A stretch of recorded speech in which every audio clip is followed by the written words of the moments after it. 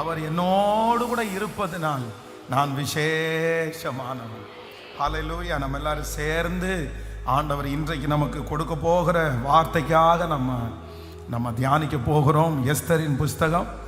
எஸ்ராவின் தீர்க்க தரிசன புஸ்தகம் 6வது அதிகாரத்தினுடைய 14வது வசனத்தை வாசிக்க போகிறோம். எஸ்ரா 6ஆம் அதிகாரம், ஆமீன், 14வது வசனத்தை எல்லாரும் சேர்ந்து வாசிக்கலாம். அப்படியே யூதரின் மூப்பர் கட்டினார்கள். தீர்க்கதரிசியாகிய ஆகாயும் இத்தோவாவின் குமாரனாகிய சகரியாவும் தீர்க்க தரிசனம் சொல்லி வந்தபடியினால் அவர்களுடைய காரியம் கைகூடி வந்தது. அவர்கள் இஸ்ரவேலின் தேவனுடைய கட்டளையின் படியையும் கோரேஸ், தரிவு, பெர்ஷியா ராஜாவின் ராஜாவாகிய அர்த்தசஷ்டா என்பவர்களுடைய கட்டளையின் படியையும் அதை கட்டி முடித்தார்கள். ஆமென். இந்த வசனத்தை எல்லாருமே ரொம்ப தெளிவாய் கவனமாய் வாசிக்கணும். இந்த வசனத்திலிருந்து தான் ஆண்டவர் இன்னைக்கு நம்மோடு கூட கர்த்தர் வாக்கு தத்தத்தை பேச போறாரு. இன்னொரு விஷயம் கூட எல்லாரையும் எடுத்துக்கொள்ளலாம். எஸ்ராவின் புஸ்தகம் 6ஆம் அதிகாரத்தினுடைய 14வது வசனத்தை வாசிக்கலாம். 14வது வசனம், அப்படியே யூதரின் மூப்பர் கட்டினார்கள். தீர்க்கதரிசியாகிய ஆகாயும் இத்தோவாவின் குமாரனாகிய சகரியாவும் தீர்க்க தரிசனம் சொல்லி வந்தபடியினால் அவர்களுடைய காரியம் கைகூடி வந்தது.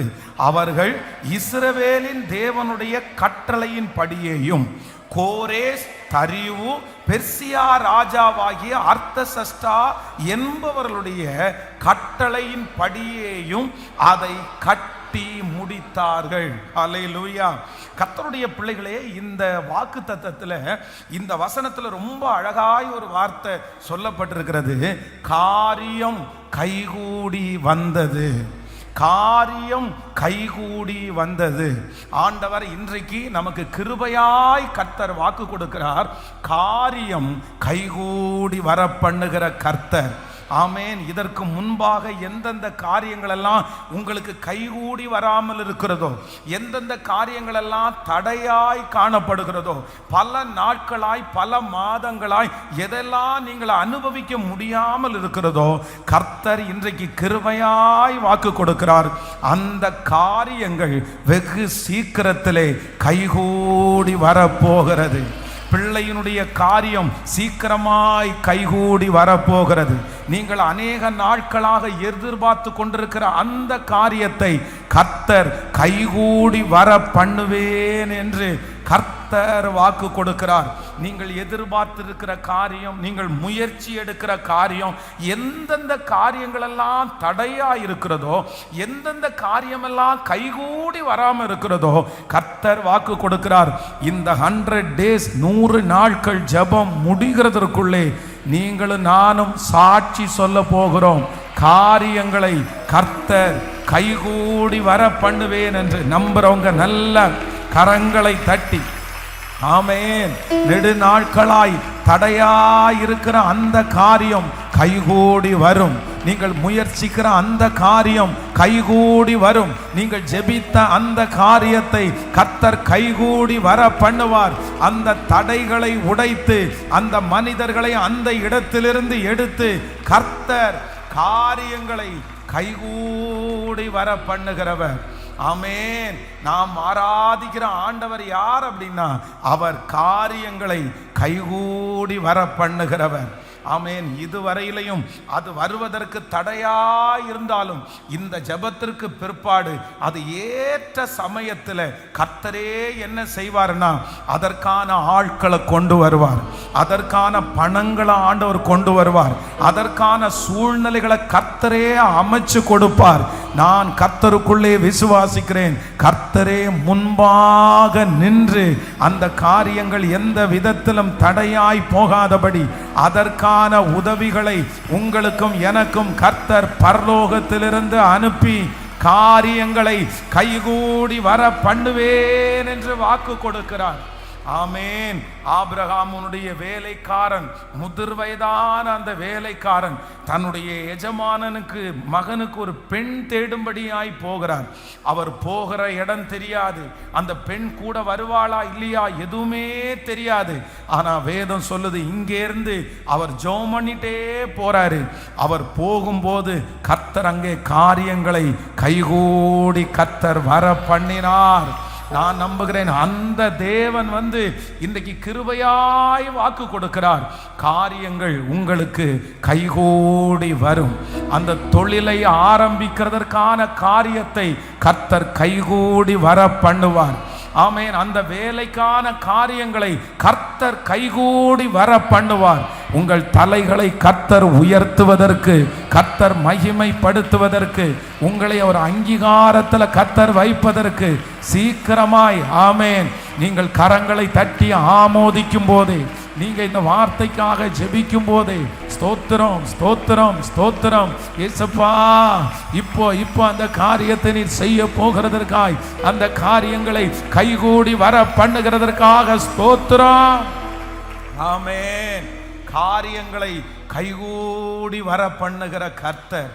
ஆனா ஆண்டவருடைய பிள்ளைகளே, இந்த ஒரு வசனத்திற்குள்ள ஒரு மிகப்பெரிய சரித்திரமே அடங்கி இருக்கிறது.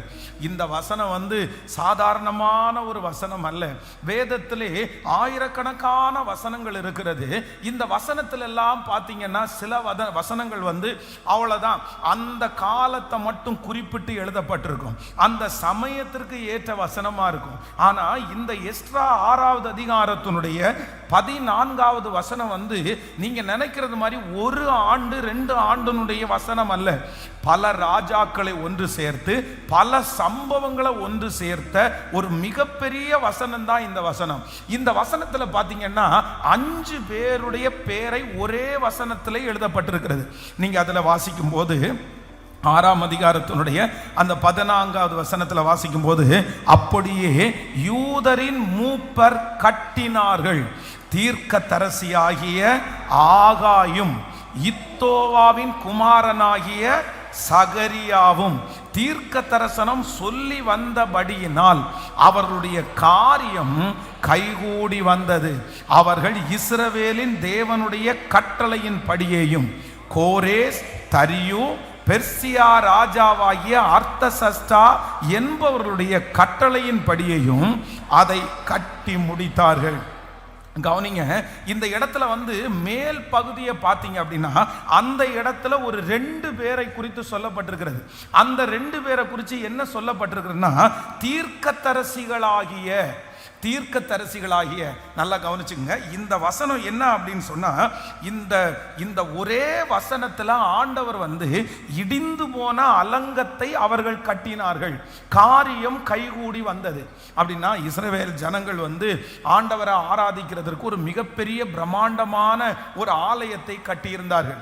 ஆனா அந்த ஆலயத்தை நேபுகாத் நேச்சார் என்கிற பாபிலோனிய ராஜாவினால அந்த ஆலயம் என்ன பண்ணுச்சுன்னா இப்ப இடிக்கப்பட்டு கிடந்துச்சு. இப்போ இந்த வசனத்தினுடைய அர்த்தம் என்ன அப்படின்னு சொன்னா, இந்த வசனம் என்ன அப்படின்னா, அந்த இடிந்து போன அந்த அலங்கத்தை கட்டுகிறதற்கு ஆண்டவர் அனுப்புகிற அந்த காரியத்தை குறித்து தான் இந்த இடத்துல வாசிக்கிறோம். இடிந்து போன, கட்டப்பட முடியாமல் கிடக்கிற, பல வருஷங்களாய் பாழாய் கிடக்கிற அந்த ஆலயத்தை கர்த்தர் மறுபடியும் திரும்ப கர்த்தர் கட்டுகிறார். ஆமே, நான் விசுவாசிக்கிறேன் ஆண்டவர் இன்றைக்கு காரியங்களை கர்த்தர் கைகூடி வர பண்ண போறாரு. எதற்காக ஆண்டவர் காரியங்களை கைகூடி வர பண்ண போறாருன்னா, இடிந்து கிடக்கிற அலங்கங்களை கர்த்தர் மறுபடியும் கர்த்தர் கிருபையாய் கட்ட போகிறார். நல்ல கரங்களை தட்டி ஆமேன். Thank you Jesus. சத்துரு இடித்து போட்ட பல அலங்கங்களை, மனிதர்கள் இடித்து போட்ட பல அலங்கங்களை கர்த்தர் திரும்பவும் கட்டுவேன் என்று கர்த்தர் வாக்கு கொடுக்கிறார். நமக்கு காரியங்கள் கைகூடி வரப்போகிறது. எதற்காக கைகூடி வரப்போகிறது என்றால், இடிந்து போனதை கர்த்தர் திரும்ப கட்டுவேன் என்று கிருபையாய் வாக்கு கொடுக்கிறார். அப்போ இந்த இடிந்து போன அலங்கத்தை கட்டுகிறதற்கு காரியம் கைகூடி வருகிறது.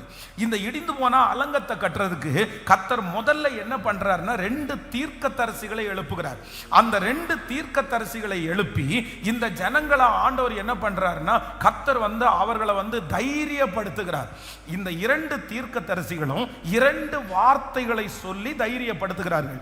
நீங்க இந்த செய்தியை ரொம்ப கவனமா நீங்க கவனிச்சாதான் ரொம்ப புரியும். ஆனால் ரொம்ப கவனமா கவனிச்சுங்க. அப்படின்னா இந்த எஸ்றா 6ஆம் அதிகாரம் 14வது வசனம் காரியங்களை கைகூடி வர பண்ணுகிற கர்த்தர். இந்த காரியம் எதற்காக கைகூடி வந்துச்சுன்னா, இடிந்து போன அலங்கத்தை கட்டுறதற்காய் காரியங்களை ஆண்டவர் கைகூடி வர பண்ணினார். ஆனா இந்த இடிந்து போன அலங்கத்தை கட்டுறதற்கு ஆண்டவர் முதல்ல என்ன பண்றார் அப்படின்னா, தீர்க்கதரிசிகள் 2 பேரை எழுப்பி அங்க இருக்கிற ஜனங்களை ஆண்டவர் தட்டி கொடுக்கிறார். அப்படின்னா அவங்க ரொம்ப சோர்ந்து போய் கிடந்தாங்க. அந்த ஆலயத்தை பார்க்க அவங்களுக்கு ரொம்ப வருத்தமா இருக்குது. யாராலையுமே தைரியமா எடுத்து செய்ய முடியல. ஏன்னா அந்த ஆலயத்தை கட்டுகிறது என்கிறது சாதாரணமானது அல்ல. நிறைய பேர் சேர்ந்து ஒன்னா இணைஞ்சு நின்னாதான் அந்த ஆலயத்தை திரும்பி எடுத்து கட்ட முடியும். ஏன்னா ஜனங்கள் அப்ப ரொம்ப கஷ்டப்பட்டு இருக்கிறாங்க. ஏற்கனவே நேபுகாத் நேச்சார் தன்னுடைய இஸ்ரவேல் ஜனங்களை, யூதா ஜனங்களை சிறை பிடிச்சிட்டு போகும்போது அங்க இருக்கிற ஞானிகள், பலசாலிகள், வாலிப பிள்ளைகள், நல்லவர்களை எல்லாம் கூட்டிட்டு போயிட்டார்.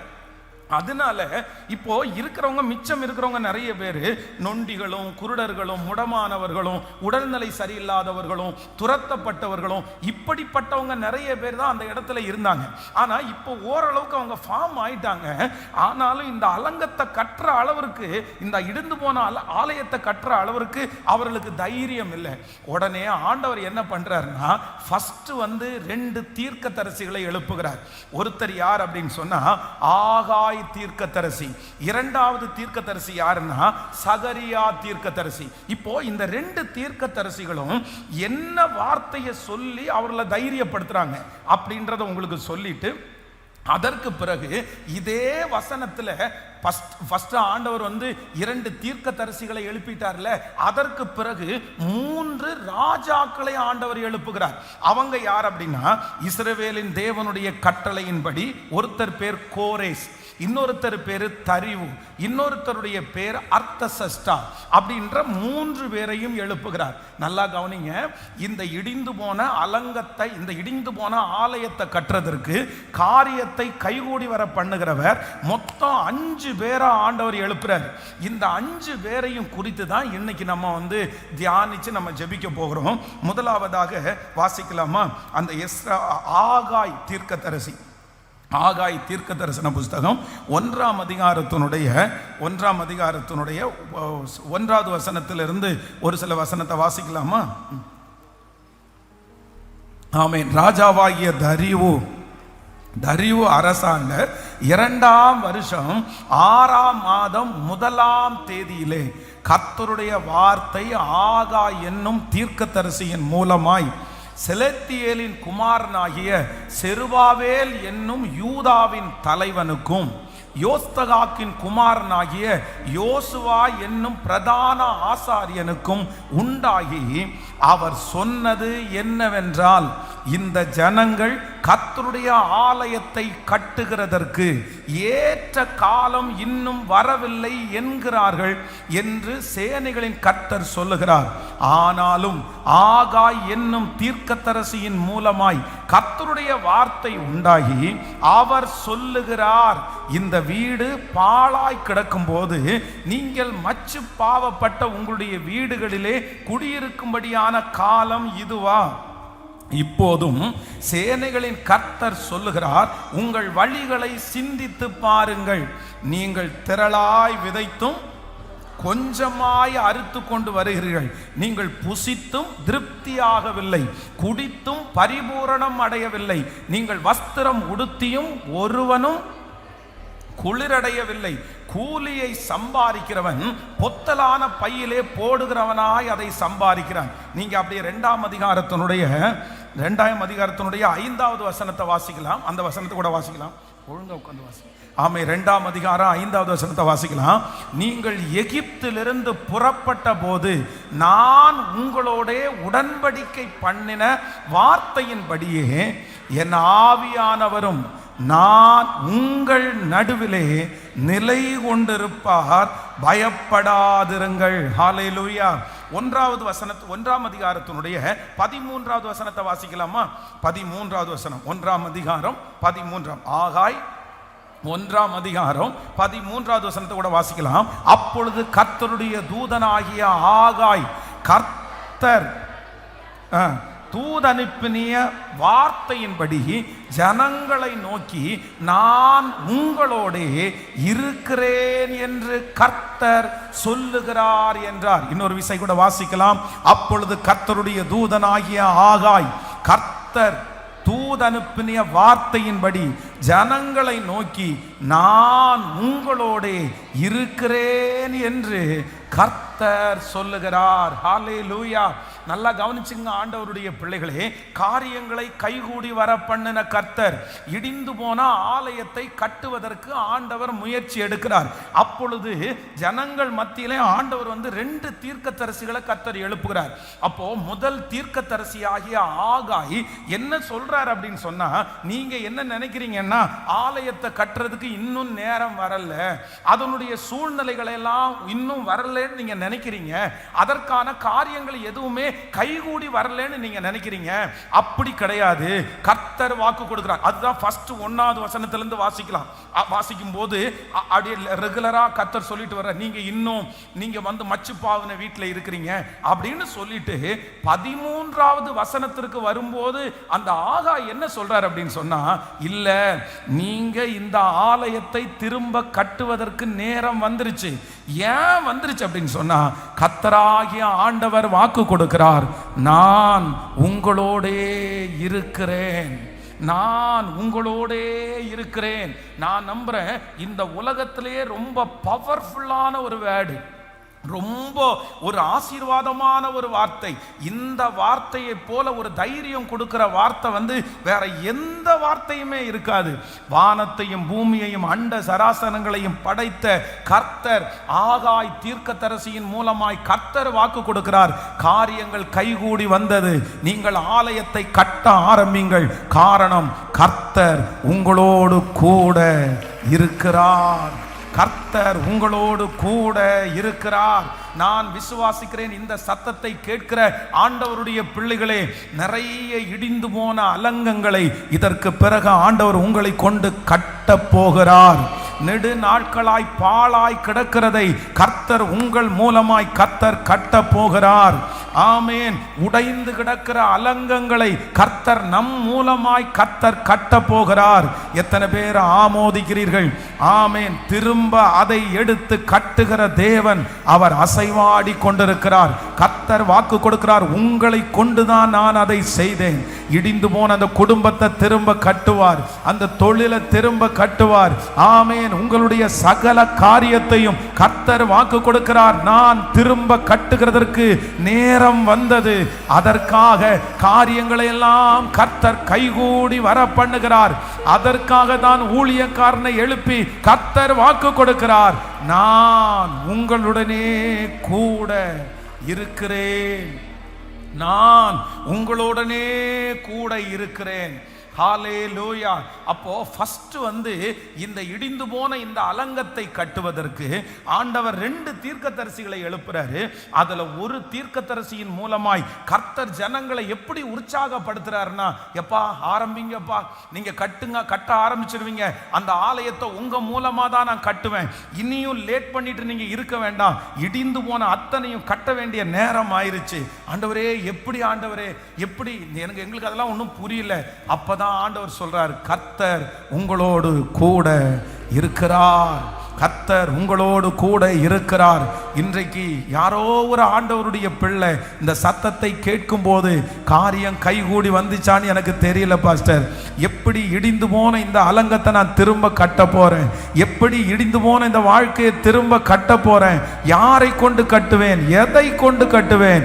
அப்போ உங்களுக்கு நேராய் வருகிற கர்த்தருடைய வார்த்தை, கர்த்தர் உங்களுடனே கூட இருக்கிறார்.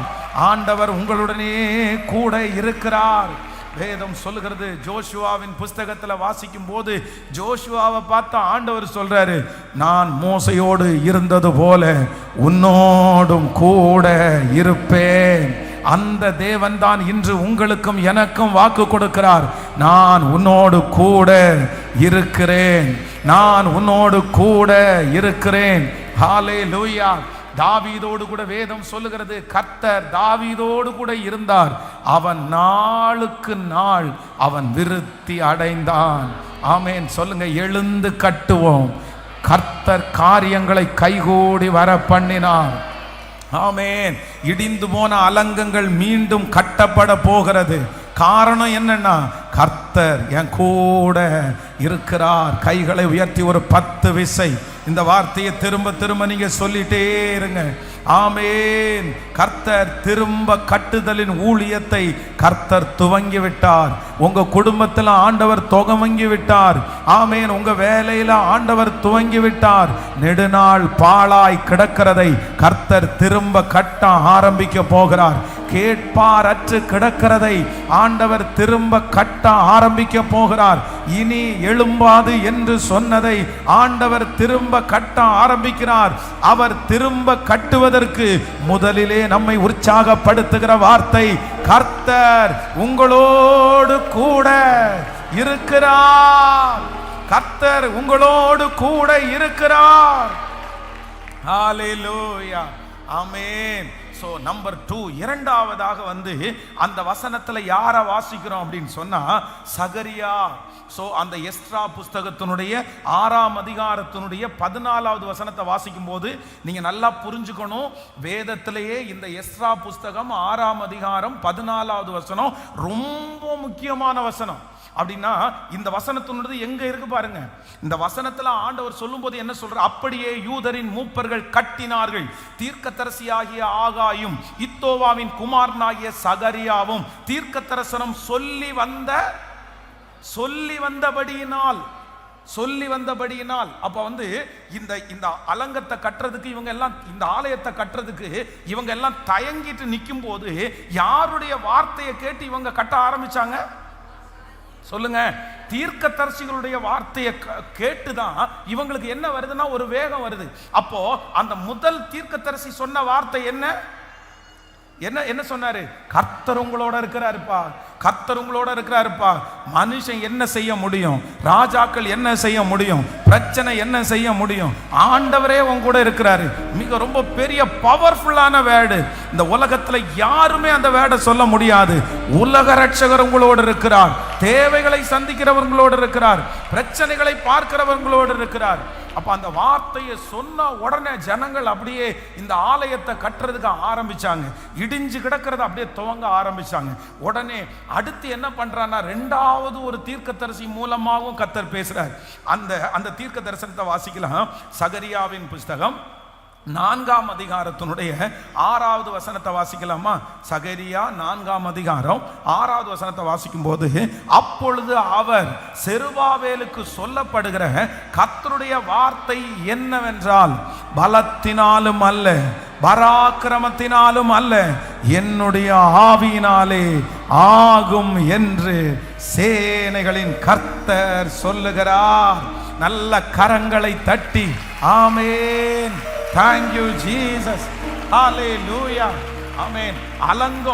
அலங்கம் இடிந்து போய் கிடந்து திரும்ப கட்டுவேன், அதற்கான காரியங்களை நான் கைகூடி வர பண்ணுனேன்னு ஆண்டவர் சொல்லும் போது இந்த ஜனங்கள் ஆரம்பிக்கும் போது 2வது கர்த்தர் சகரியா தீர்க்கதரிசியின் மூலமா என்ன சொல்றார் அப்படின்னா, எப்பா உங்க பலத்தினால அல்ல, உங்க பராக்கிரமத்தினால அல்ல, எதனாலே ஆகும் என்றால் தேவனுடைய ஆவியினாலே ஆகும், தேவனுடைய ஆவியினாலே ஆகும். நான் இந்த சத்தத்தை கேட்கிற ஒவ்வொரு பிள்ளைகளுக்கும் தீர்க்க தரிசனமா சொல்லுகிறேன், இடிந்து கிடக்கிற அலங்கங்களை நீங்க கட்ட போறீங்க. இடிந்து கிடக்கிறது திரும்ப கட்டப்படுகிறது, பாழாய் போனது திரும்ப கட்டப்படுகிறது. எப்படி கட்டப்படுதுன்னா, உங்க பலத்தினால அல்ல, உங்க திறமையினால அல்ல. கர்த்தர் இரண்டாவது ஒரு தீர்க்க தரிசியின் மூலமாய் வாக்கு கொடுக்கிறார். பலத்தினாலும் அல்ல, பராக்கிரமத்தினாலும் அல்ல, என்னுடைய ஆவியினாலே, தேவனுடைய ஆவியினாலே.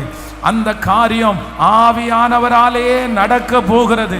ஆவியானவரை முன்னின்று செய்ய போகிறார். கரங்களை தட்டி நம்புறவர்கள் இயேசுவே ஹalleluya. அந்த ரீஸ்டோர் திரும்ப கட்டுகிறார் கர்த்தர். அந்த குடும்பத்தை திரும்ப கட்டுகிறார். உங்க வாழ்க்கையை ஆண்டவர் திரும்ப கட்டுகிறார். இழந்து போனதா ஆண்டவர் திரும்ப கட்டுகிறார். இயேசுவே, அப்படியே ஜெபம் பண்ணி இந்த அபிஷேகத்தை கர்த்தரிடத்துல கேளுங்க.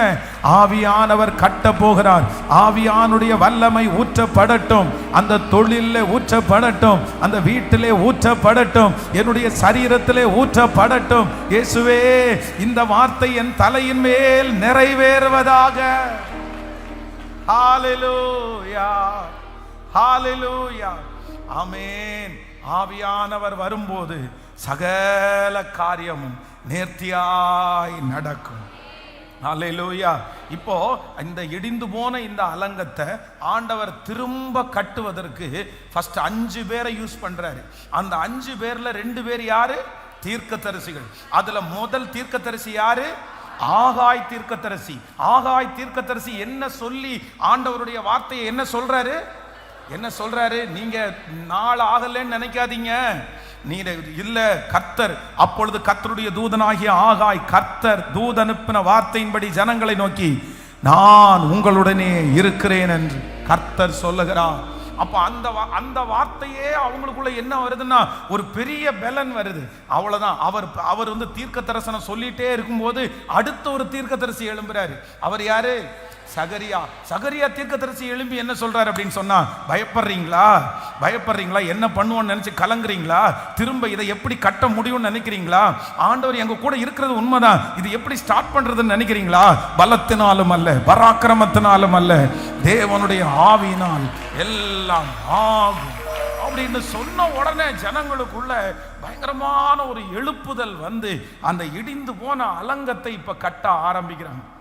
இந்த இடிந்து போன அலங்கத்தை கட்ட ஆரம்பிக்கிறதுக்கு இப்ப என்ன தேவை அப்படின்னு சொன்னா, அதற்கு வேண்டிய பணம் தேவை, பொருட்கள் தேவை, ஆட்கள் பலன் தேவை. இதற்கு ஆண்டவர் வந்து அடுத்து யாரை எழுப்புறார் அப்படின்னா, ஃபர்ஸ்ட் யாரை ஆண்டவர் எழுப்பினார்னா, உள்ளூர்ல இருக்கிற எல்லாரையும் ஆண்டவர் எழுப்பிட்டார். உள்ள இருக்கிறவங்க அங்க இருக்கிற எல்லாரையும் தட்டி கொடுத்து உள்ள இந்த தேசத்திலிருந்து போனவங்க எல்லாரையும் கர்த்தர் கிளியர் பண்ணிட்டார். இப்போ அவர்களை உற்சாகப்படுத்துறதற்கு அடுத்து 3 ராஜாக்களை ஆண்டவர் எழுப்புறார். ஃபர்ஸ்ட் அந்த வசனத்தை திரும்ப வாசிக்கும் போது 6ஆம் அதிகாரம் 14வது வசனம், அப்படியே யூதரின் மூப்பர்கள் கட்டினார்கள். தீர்க்கதரிசியாகிய ஆகாயும் இத்தோவாவின் குமாரனாகிய சகரியாவும் தீர்க்க தரிசனம் சொல்லி வந்தபடியினால் அவர்களுடைய காரியம் கைகூடி வந்தது. அவர்கள் இஸ்ரவேலின் தேவனுடைய கட்டளையின் படியையும் கோரேஸ், தரியு, பெர்சியாவின் ராஜாவாகிய அர்த்தசஷ்டா என்பவருடைய கட்டளையின் படியையும் அதை கட்டி முடித்தார்கள். ஆமென். சோ நம்பர் 1 இப்ப யாரு வரா அப்படின்னு சொன்னா, அடுத்து கர்த்தர் கோரேஸ் அப்படின்ற ஒருத்தரை எழுப்புறாரு. வாசிக்கலாம் அந்த வசனத்தை. எஸ்ராவின் புஸ்தகத்தினுடைய 1ஆம் அதிகாரத்தினுடைய 1வது வசனத்திலிருந்து 4வது வசனம் வரைக்கும் வாசிக்கலாமா? ஆமென். எஸ்ராவின் புஸ்தகம் 1ஆம் அதிகாரம் 1லிருந்து 4 வரைக்கும் வாசிக்கலாம். எரேமியாவின் வார்த்தையினாலே கர்த்தர் சொன்ன வார்த்தை நிறைவேறும்படி பெர்சியாவின் ராஜாவாகிய கோரேசுனுடைய 1ஆம் வருஷத்திலே கர்த்தர் பெர்சியாவின் ராஜாவாகிய கோரேசின் ஆவியை ஏவினதினாலே அவன் பூமியின் ராஜ்யங்களெல்லாம் எனக்கு தந்தருளி யூதாவில் உள்ள எருசலேமிலே தமக்கு ஆலயத்தை கட்டும்படி எனக்கு கட்டளை இட்டிருக்கிறார். அவருடைய ஜனங்கள் எல்லாரிலும் எவன் உங்களுக்குள்ளே இருக்கிறானோ அவனோடே அவனுடைய தேவன் இருப்பாராக. அவன் யூதேயாவில் உள்ள எருசலேமுக்கு போய் இஸ்ரவேலின் தேவனாகிய கர்த்தருடைய ஆலயத்தை கட்ட கடவன். எருசலேமில் வாசமாயிருக்கிற தேவனே தேவன், அந்த ஜனங்களில் மீதியாயிருக்கிறவன் எவ்விடத்தில் தங்கி இருக்கிறானோ அவ்விடத்திலிருந்து ஜனங்கள் எருசலேமில் உள்ள தேவனுடைய ஆலயத்திற்கென்று அவனிடத்தில் உற்சாகமாய் காணிகளை கொடுத்து அனுப்புகிறதும் இன்றி அவனுக்கு பொன் வெள்ளி முதலியான திரவியங்களையும் மிருக ஜீவன்களையும் கொடுத்து உதவி செய்ய வேண்டும் என்று பெர்சியாவின் ராஜாவாகிய கோரேஸ் அறிவிக்கிறார் என்று தன் ராஜ்யம் எங்கும் எழுதி அனுப்பி விளம்பரம் பண்ணுவித்தான். ஹல்லேலூயா! கைகளை உயர்த்தி ஒரு ஹல்லேலூயா! நல்லா கவனிங்க, நல்லா கவனி. இப்ப என்ன நடக்குது அப்படின்னு சொன்னா, இங்கே கோரேஸ், இந்த கோரேஸ் தான் ஃபர்ஸ்ட். இவர் என்ன பண்றாருன்னா, இவர் ராஜ்யபாரம் பண்ணின இந்த முதலாம் வருஷத்துல, அப்படின்னா இதற்கு முன்பாக இஸ்ரவேல் ஜனங்களிலே சிறைப்பட்டு கொண்டு வர்றாங்க. நிறைய பராக்கிரமசாலிகள், வாலிப தம்பிங்க எல்லாருமே இப்ப சிறைபிடிக்கப்பட்டு இங்க இருக்கிறாங்க. இங்க வேலை செஞ்சுட்டு இருக்கிறாங்க. இங்க வந்து கொத்தடிமைகளை போல இருக்கிறார்கள். இப்போ இந்த ராஜா இந்த ராஜா வந்து பொறுப்படுத்த உடனே இவர் ஒரு அனௌன்ஸ்மெண்ட் பண்றாரு.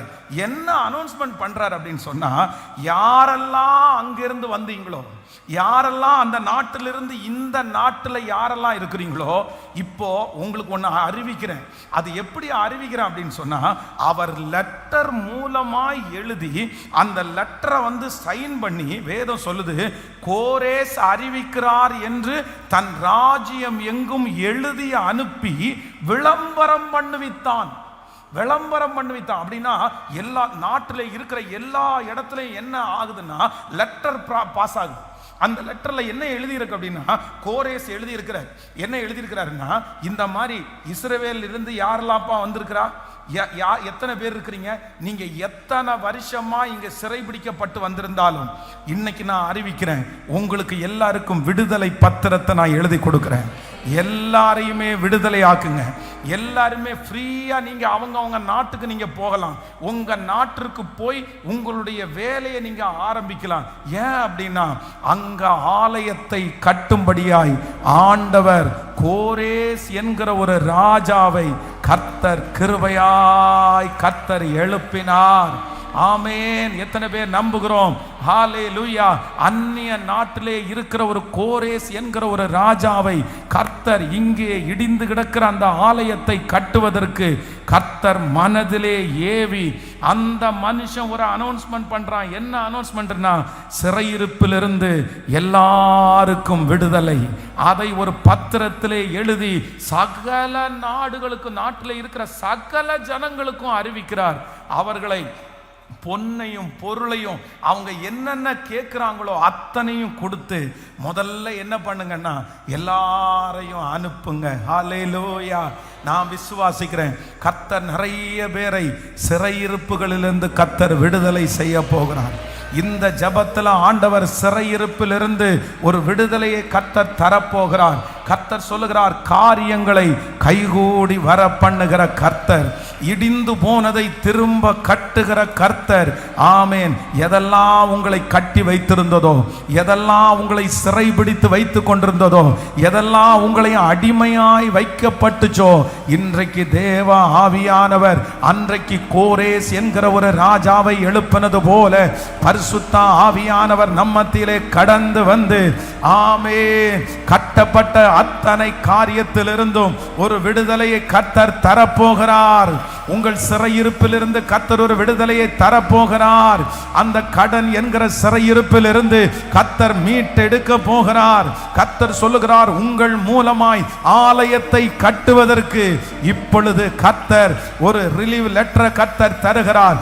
எல்லாரையும் கர்த்தர் அனுப்ப போகிறார். கர்த்தர் கிளப்ப ஆரம்பிச்சிட்டாரு. நம்புறவங்க ஆமென், ஆமென், ஆமென். நடக்கட்டும், நடக்கட்டும். Yes, yes. இடிந்து போன காரியத்தை உங்க மூலமா கர்த்தர் கட்ட போறாரு. உங்க கணவனால் இடிந்து போன காரியத்தை உங்க கொண்டு கட்ட போறாரு. உங்க அப்பாவால இடிஞ்சு போன அந்த காரியத்தை கர்த்தர் உங்க மூலமா கட்ட போறாரு. உங்க குடும்பத்தை கர்த்தர் கட்ட போறாரு. இடிந்து போய் கிடக்கிற பலது கட்ட போகிறது. இதோ அன்றைக்கு கோரேஸ் ராஜாவை எழுப்பின கர்த்தர் இன்றைக்கு கர்த்தர் எழுப்பி வாக்கு கொடுக்கிறார். சிறையிருப்பிலிருந்து ஒரு பெரிய விடுதலையை கர்த்தர் தருகிறார். ஆமென். முதலாவதாக முதல் தீர்க்கதரிசி, அவர் மூலமா ஆண்டவர் சொல்லுகிற வார்த்தை, கர்த்தர் உன்னோடு கூட இருக்கிறார். இரண்டாவது, கர்த்தர் தீர்க்கதரிசியின் மூலமாய் சொல்லுகிற வார்த்தை, பலத்தினாலும் அல்ல, பராக்கிரமத்தினாலும் அல்ல, அவருடைய ஆவியினாலே ஆகும். மூன்றாவது, கோரேஸ் என்கிற ஒரு ராஜாவை ஆண்டவர் எழுப்பி இப்ப என்ன பண்றாரு அப்படின்னு சொன்னா, அங்க இருக்கிற எல்லா சிறை பிடிக்கப்பட்டவர்களையும் சொல்றாரு, எல்லாரும் கிளம்புங்கப்பா, எல்லாரும் கிளம்புங்க. ஏன் அப்படின்னு சொன்னா, ஆண்டவர் என்னுடைய ஆவியை கர்த்தர் ஏவி இருக்காரு. எதற்காக ஆண்டவர் ஏவுறாரு அப்படின்னா, அங்க இடிந்து போன கிடக்கிற ஆலயத்தை நீங்க என்ன பண்ண போறீங்க, எல்லாரும் கட்ட போறீங்க. அதுல ஒரு வசனத்தை வாசிங்க. எஸ்ராவின் புஸ்தகத்தினுடைய 1வது அதிகாரத்தினுடைய 7வது 8வது வசனத்தை கூட வாசிக்கலாமா? 1ஆம் அதிகாரம் 7வது 8வது வசனத்தை வாசிக்கலாம். நேபுகாத் நேச்சார் எருசலேமில் இருந்து கொண்டு வந்து தன் தேவனுடைய கோவிலிலே வைத்திருந்த கர்த்தருடைய ஆலயத்து பனி மூட்டுகளையும் கோரேஸ் ராஜா எடுத்துக்கொண்டு அவைகளை பெர்சியாவின் ராஜாவாகிய கோரேஸ் பொக்கிஷ சாலைக்காரனாகிய மித்ரோத்தின் கையினால் எடுக்க செய்து யூதாவின் அதிபதியாகிய சேஸ்பத்சாரிடத்தில் எண்ணி கொடுத்தான். எப்படி? இன்னொரு டைம் வாசிங்களேன், இந்த வசனம் ரொம்ப நல்லா இருக்கும். இந்த வசனம் இனி 7வது 8வது வசனத்தை வாசிங்களேன். ஆமே. நேபுகாத், எல்லாரும் கவனமா நீங்க இதை ரொம்ப கவனிச்சு கேட்டீங்கன்னா தான் உங்களுக்கு தெரியும். இது ஒரு பெரிய சரித்திரம். அப்படின்னா இந்த எஸ்ராவின் புஸ்தகம் நம்ம வாசிச்சோம் இல்லை, இன்னைக்கு வாக்கு தத்துவம், ஒரு மிகப்பெரிய சரித்திரம் அதுல அடங்கி இருக்குது. நேபுகாத் நேச்சார் எருசலேமில் இருந்து கொண்டு வந்து தன் தேவனுடைய கோவிலிலே வைத்திருந்த, நல்லா கவனிங்க, இப்ப இதோட நிறுத்துங்க, அடுத்து வாசிக்கலாம். இப்ப என்ன நடக்குது அப்படின்னு சொன்னா, இஸ்ரவேல் ஜனங்கள் சாலோமன் கட்டின ஒரு மிகப்பெரிய தேவாலயத்தை எல்லாத்தையுமே பொன்னுல தான் நிறைய பண்ணி வச்சிருந்தாரு. இப்போ இந்த நேபுகாத் நேச்சார் அதுல இருந்து மொத்தத்தையும் எடுத்துட்டு வந்தாரு. அந்த தேசத்தை சிறைபிடிச்சு அங்க இருந்து இருக்கிற இந்த பொன்னாலான தகடுகள் அந்த எல்லாத்தையுமே எடுத்துட்டு வந்தாரு. எல்லாத்தையும் நேபுகாத் நேச்சார் எடுத்துட்டு வந்து எங்க வச்சாங்க அப்படின்னா, இவங்களுடைய கோயில், இவர்களுடைய ஊர்ல, இவர்களுடைய நாட்டுல ஒரு கோயிலுக்குள்ள கொண்டு வந்து பத்திரமா வச்சிருக்கிறாரு. இது பல வருஷமா எங்க இருக்குது சொல்லுங்களேன்? இந்த கோயிலுக்குள்ள இருக்குது. ஆனா எருசலேமில் என்ன இல்லை? இப்போ எருசலேமிலே தேவனுடைய ஆலயம் இடிஞ்சு கிடக்குது. அங்க இருக்கிற ஜனங்கள் சாப்பாட்டுக்கே வழி இல்லாம இருக்கிறாங்க. இப்போ அங்க இருக்கிற வாலிபர்கள், அங்க இருக்கிற முக்கியமானவங்க, ஞானிகள், தானியேல், அவன மாதிரி இருக்க சாத்ராக் மேஷாக், இந்த மாதிரி இருக்கிற எஸ்ரா, நெகேமியா, இந்த மாதிரி ஆட்கள் எல்லாம், முக்கியமான செருபாபேல், இந்த மாதிரி ஆட்கள் எல்லாம் எங்க இருக்காங்க? பாபிலோன்ல இருக்காங்க. எல்லாருமே இங்க சிறைபிடிக்க வந்து இருக்காங்க. இப்போ சிறைபிடிக்க வந்தவங்களை முதல்ல இந்த கோரேஸ் ராஜா என்ன பண்றாரு, நீங்க எல்லாம் என்ன பண்ணுங்க, நீங்க எல்லாம் கிளம்புங்க, நீங்க எல்லாம், உங்களுக்கு எல்லாம் விடுதலை, இந்த சிறையிருப்பிலிருந்து உங்களுக்கு விடுதலை கொடுக்குறேன், நீங்க போய் ஆலயத்தை கட்டுங்கன்னு சொல்றாரு. ஆனா ஆலயத்தை கட்டுங்கன்னு சொல்லும் போது அவங்கள்ட்ட வாங்கி வச்சிருக்கிற பொன்னுகள் எல்லாம் கொடுத்துருங்கன்னு சொல்றது மட்டுமல்லாமல், இந்த நேபுகாத் நேச்சார் ஆலயத்திலிருந்து கொண்டு வந்து இவருடைய கோயில்ல வச்சிருக்காங்கல்ல, இது எல்லாத்தையுமே அவர் எப்படி பண்றாராமா? ரொம்ப அழகா இருக்கும் பாருங்க. ஆலயத்து பனிமூட்டுகளையும் கோரேஸ் ராஜா எடுத்து, யார் எடுத்து கொடுத்ததாமா? நடக்குமா இது? நடக்குமா இது? ஆண்டவர் காரியத்தை கைகூடி வர பண்ணினாருன்னா இது எல்லாமே நடக்கும். கர்த்தர் ஒரு மனுஷனை எழுப்பினாருன்னா இது எல்லாமே நடக்கும். ஆண்டவர் இடிந்து போன அலங்கத்தை கட்டணும்னு நினைச்சிட்டாருன்னா, இடிஞ்சு போன உங்க குடும்பத்தை கர்த்தர் கட்டணும்னு நினைச்சிட்டாருன்னா, இடிஞ்சு போன உங்க வாழ்க்கையை கட்டணும்னு நினைச்சிட்டாருன்னா, ஆண்டவர் கோரேஸ் என்கிற ராஜாவை எழுப்பி பல வருடமாய் சிறைபிடிக்கப்பட்டிருந்ததை அவரால் மீட்டு எடுக்க கொடுக்க முடியும். அந்த தேவனைத்தான் நாம் இன்றைக்கு ஆராதிக்கிறோம். அவர்தான் இன்றைக்கு நம்மிடத்தில் பேசி கொண்டிருக்கிறார். நான் திரும்பவும் கட்டுவேன், நான் மறுபடியும் கட்டுவேன், பாழாய் போனதை கட்டுவேன் என்று வாக்கு கொடுக்கிறார். நிச்சயமா இது தீர்க்க தரிசனமாய் அப்படியே நடக்கும் என்று விசுவாசிக்கிறேன். பிரதர், கர்த்தர் உங்களுக்காக தான் பேசுறாரு. சிஸ்டர், உங்களுக்காக தான் பேசுறாரு. உங்க வாழ்க்கையை திரும்ப கர்த்தர் மகிமையா கர்த்தர் கட்ட போறாரு. அதற்காய் கர்த்தர் எல்லாத்தையும் ஆரம்பிச்சிட்டாரு. எல்லாருடைய மனதையும் பேச ஆரம்பிச்சிட்டாரு. அதற்கான காரியத்தை கர்த்தர் கைகூடி வர பண்ண ஆரம்பிச்சிட்டாரு. திரும்ப கட்டுவார் ஆண்டவர், திரும்ப கட்டுவாரு. அந்த ஊழியம் இன்றைக்கு இந்த 65வது நாள் ஆரம்பமாகிறது. ஹalleluya. இந்த இடத்துல பாருங்க, பனிமூட்டுகளையும் கோரேஸ் ராஜா எடுத்து கொடுத்தான். அடுத்த வசனம் 8வது வசனத்தை வாசிக்கும் போது, அவைகளை பெர்சியாவின் ராஜாவாகிய கோரேஸ் பொக்கிஷ சாலைக்காரனாகிய மித்ரேத்தின் கையினால் எடுக்க செய்து. நல்லா கவனிங்க.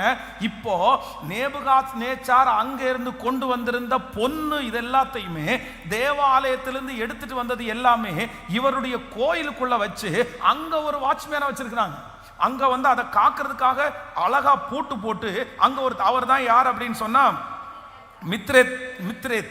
அந்த மாதிரி அந்த மனுஷனிடத்துல சொல்லி, அப்பா சாவியை தர, பூட்டை தர, கதவை திறந்து என்ன பண்ணுனா எல்லாத்தையுமே எல்லாம் வெளியேடு.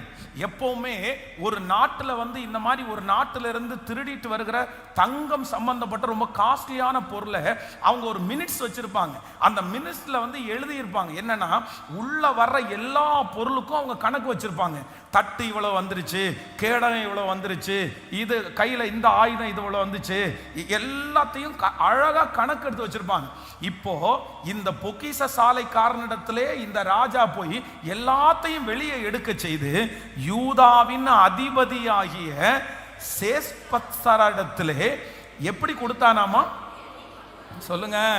இங்கிருந்து ஒருத்தரை வந்து இந்த ராஜாவா ஆண்டவர் எப்படி எழுப்பி இருக்காரு பாருங்க.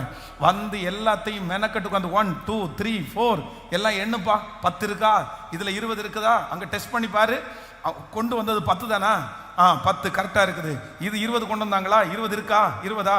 எல்லாத்தையும் எண்ணி, எப்பா உங்களுடைய எந்த பொருளும் எங்களுக்கு வேண்டாம், எல்லாத்தையும் உங்களுக்கு தர்றோம்.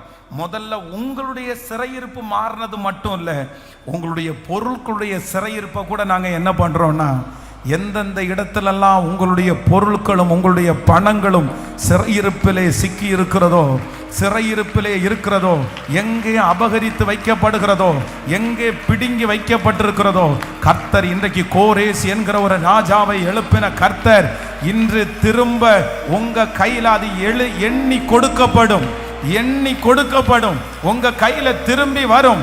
உங்களை விட்டு இழந்து போனது, உங்களை விட்டு எடுக்கப்பட்ட அத்தனை காரியத்தையும் கர்த்தர் வாக்கு கொடுக்கிறார்.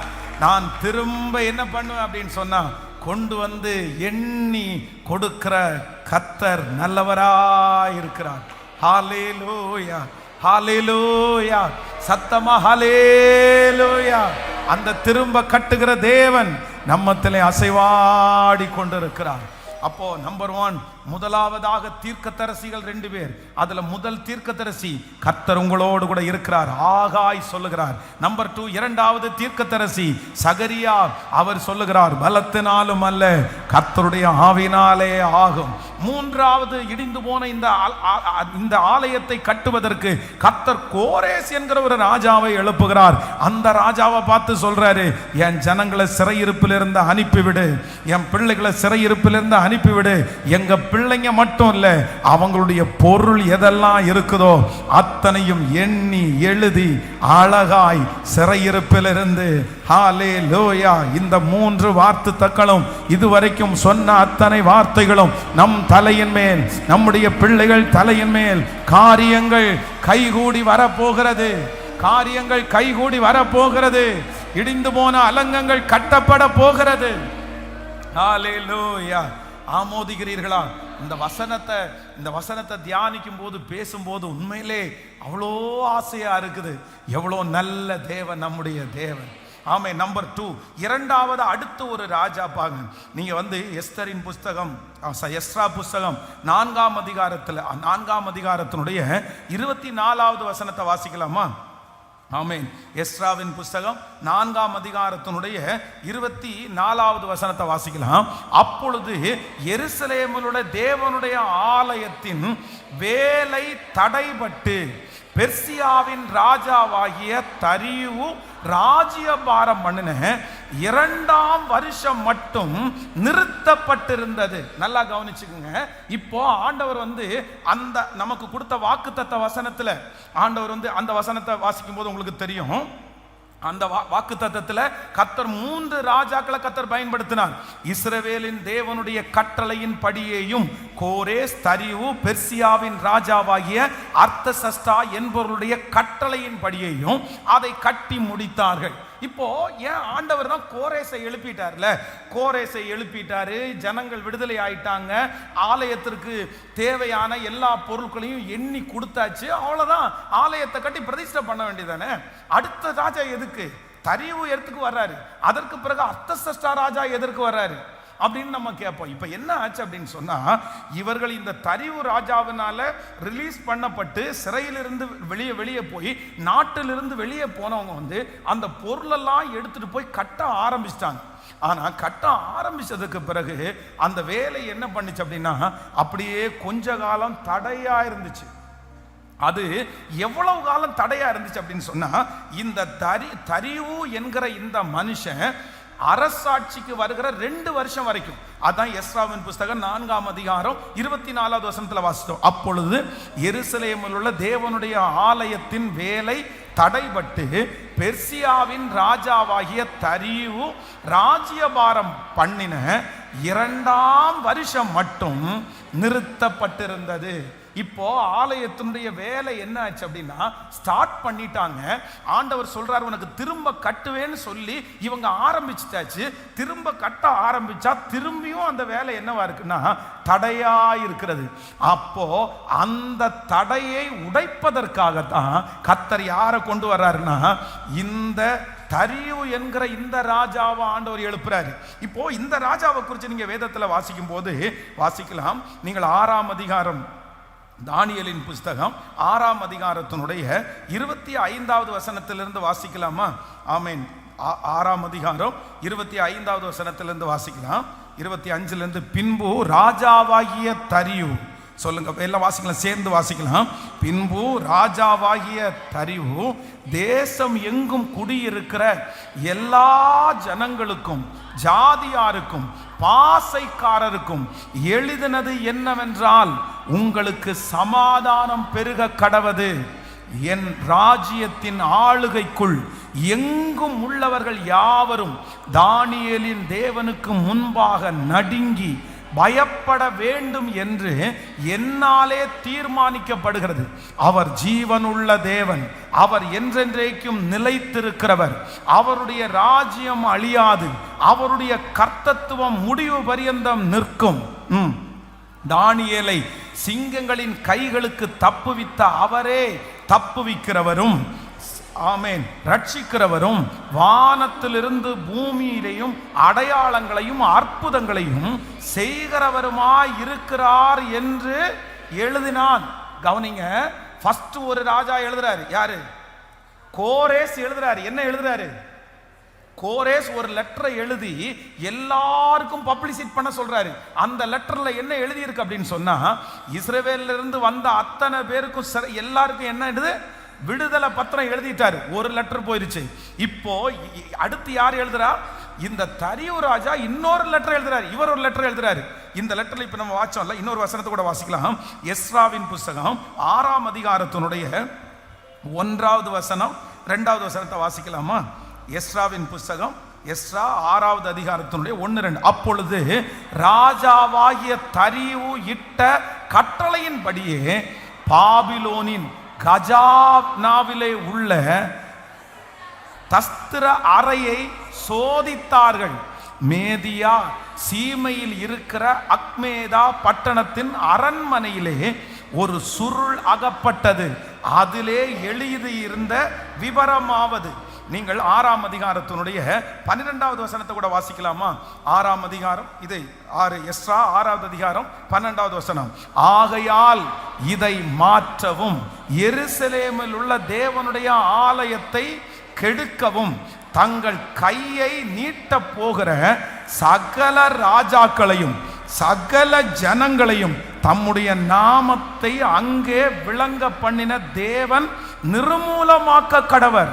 தரிவுயாகிய நாம் இந்த கட்டளையை கொடுத்தோம், இதன்படி ஜாக்கிரதையாய் செய்யப்பட கடவது என்று எழுதி அனுப்பினான். நல்ல கைகளை தட்டி கர்த்தருக்கு ஆமென். என்ன உங்களுக்கு புரியுதா? உங்களுக்கு புரிஞ்சிருச்சா? உங்களுக்கு புரிஞ்சு இப்ப என்ன எழுதுறாரு அப்படின்னு சொன்னா, இப்போ இந்த கோரேசனுடைய நாட்களிலே கட்ட ஆரம்பிச்ச இடிந்து போன இந்த ஆலயம் திடீர்னு இடையில நிக்குது. ஆனா இப்போ அந்த இடிந்து போன அந்த ஆலயத்தை கட்டுற அந்த வேலையை கர்த்தர் திரும்ப தொடர நினைக்கிறாரு. அதற்காக தான் யாரை கர்த்தர் எழுப்புறாருன்னா, தரியு ராஜா, அடுத்த ராஜா தரியு ராஜாவா ஆண்டவர் எழுப்புறாரு.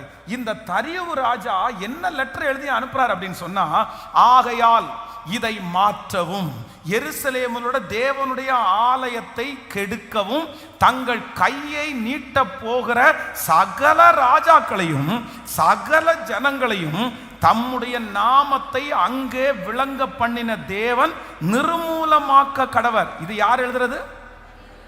யார் எழுதுறது? ஃபர்ஸ்ட் கோரேஸ் ராஜாவுக்கு ஆண்டவர் தரிசனம் பண்ணிட்டாரு, கர்த்தர் கொடுத்துட்டாரு. அப்போ இந்த தரியு ராஜாவுக்கு எப்படி இந்த ஞானம் வந்துச்சு? என்ன நடந்துச்சு?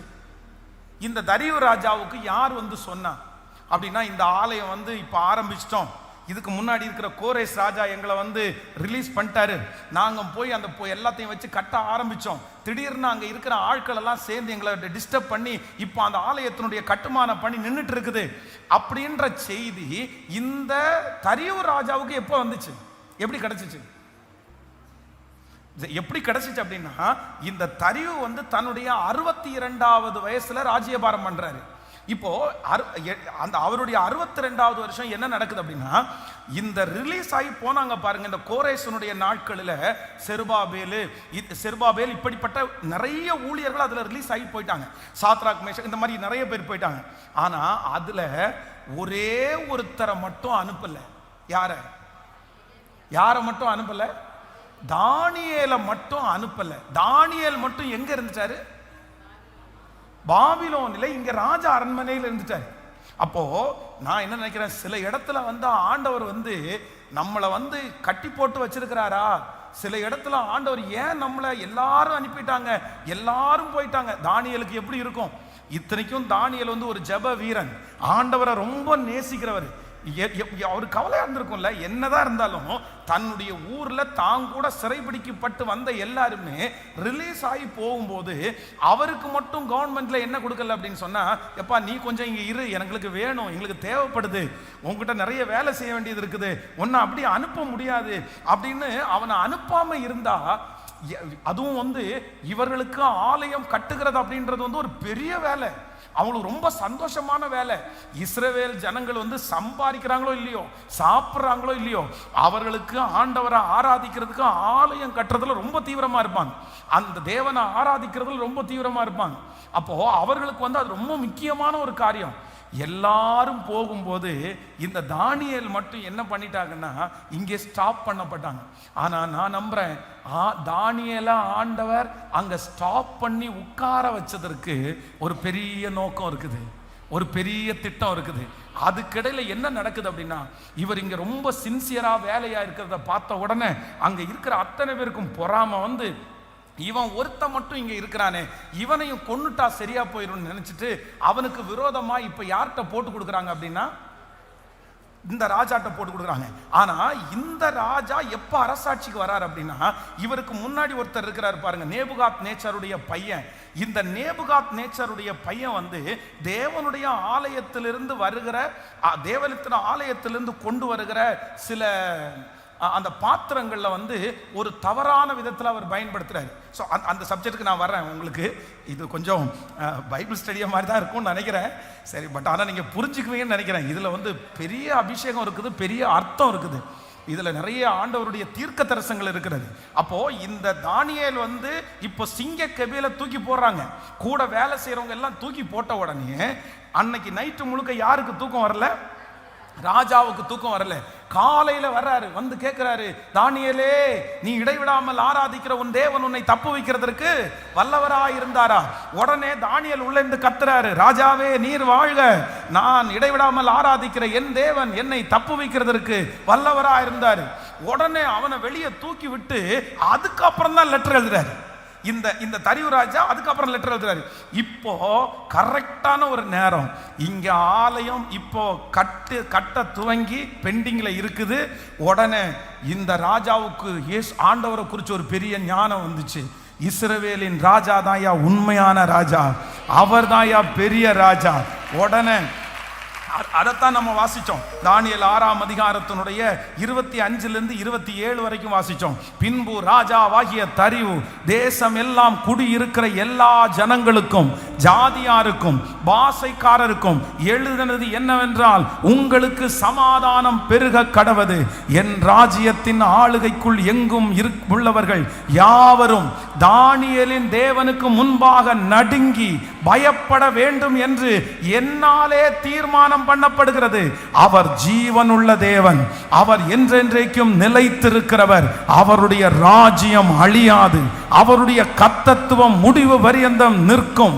தானியேலை சிங்கங்களின் கைக்கு தப்புவித்த அவரே தப்புவிக்கிறவரும் ரட்சிக்கிறவரும் வானத்திலும் பூமியிலும் அடையாளங்களையும் அற்புதங்களையும் செய்கிறவருமாயிருக்கிறார் என்று எழுதினா. நல்ல கரங்களை தட்டி ஆமென், நல்ல கரங்களை தட்டி ஹல்லேலூயா, ஆமென். அந்த தரியு ராஜாவை எழுப்பின கர்த்தர், ஆமென். உங்களை ஆண்டவர் எல்லாரையும் ரிலீஸ் பண்ணிட்டு உங்களை மட்டும் கர்த்தர் லேட்டா ரிலீஸ் பண்றாருன்னா அதுல நிச்சயமா ஒரு நோக்கம் உண்டு. எல்லாருக்கும் நடக்குது, எல்லாருடைய ஜபமும் கேட்டுருச்சே, எல்லாரும் போயிட்டாங்களே, எனக்கு மட்டும் ஏன் தாமதமாகுது, என்ன மட்டும் கர்த்தர் ஏன் லேட்டா புறப்பட பண்றாரு?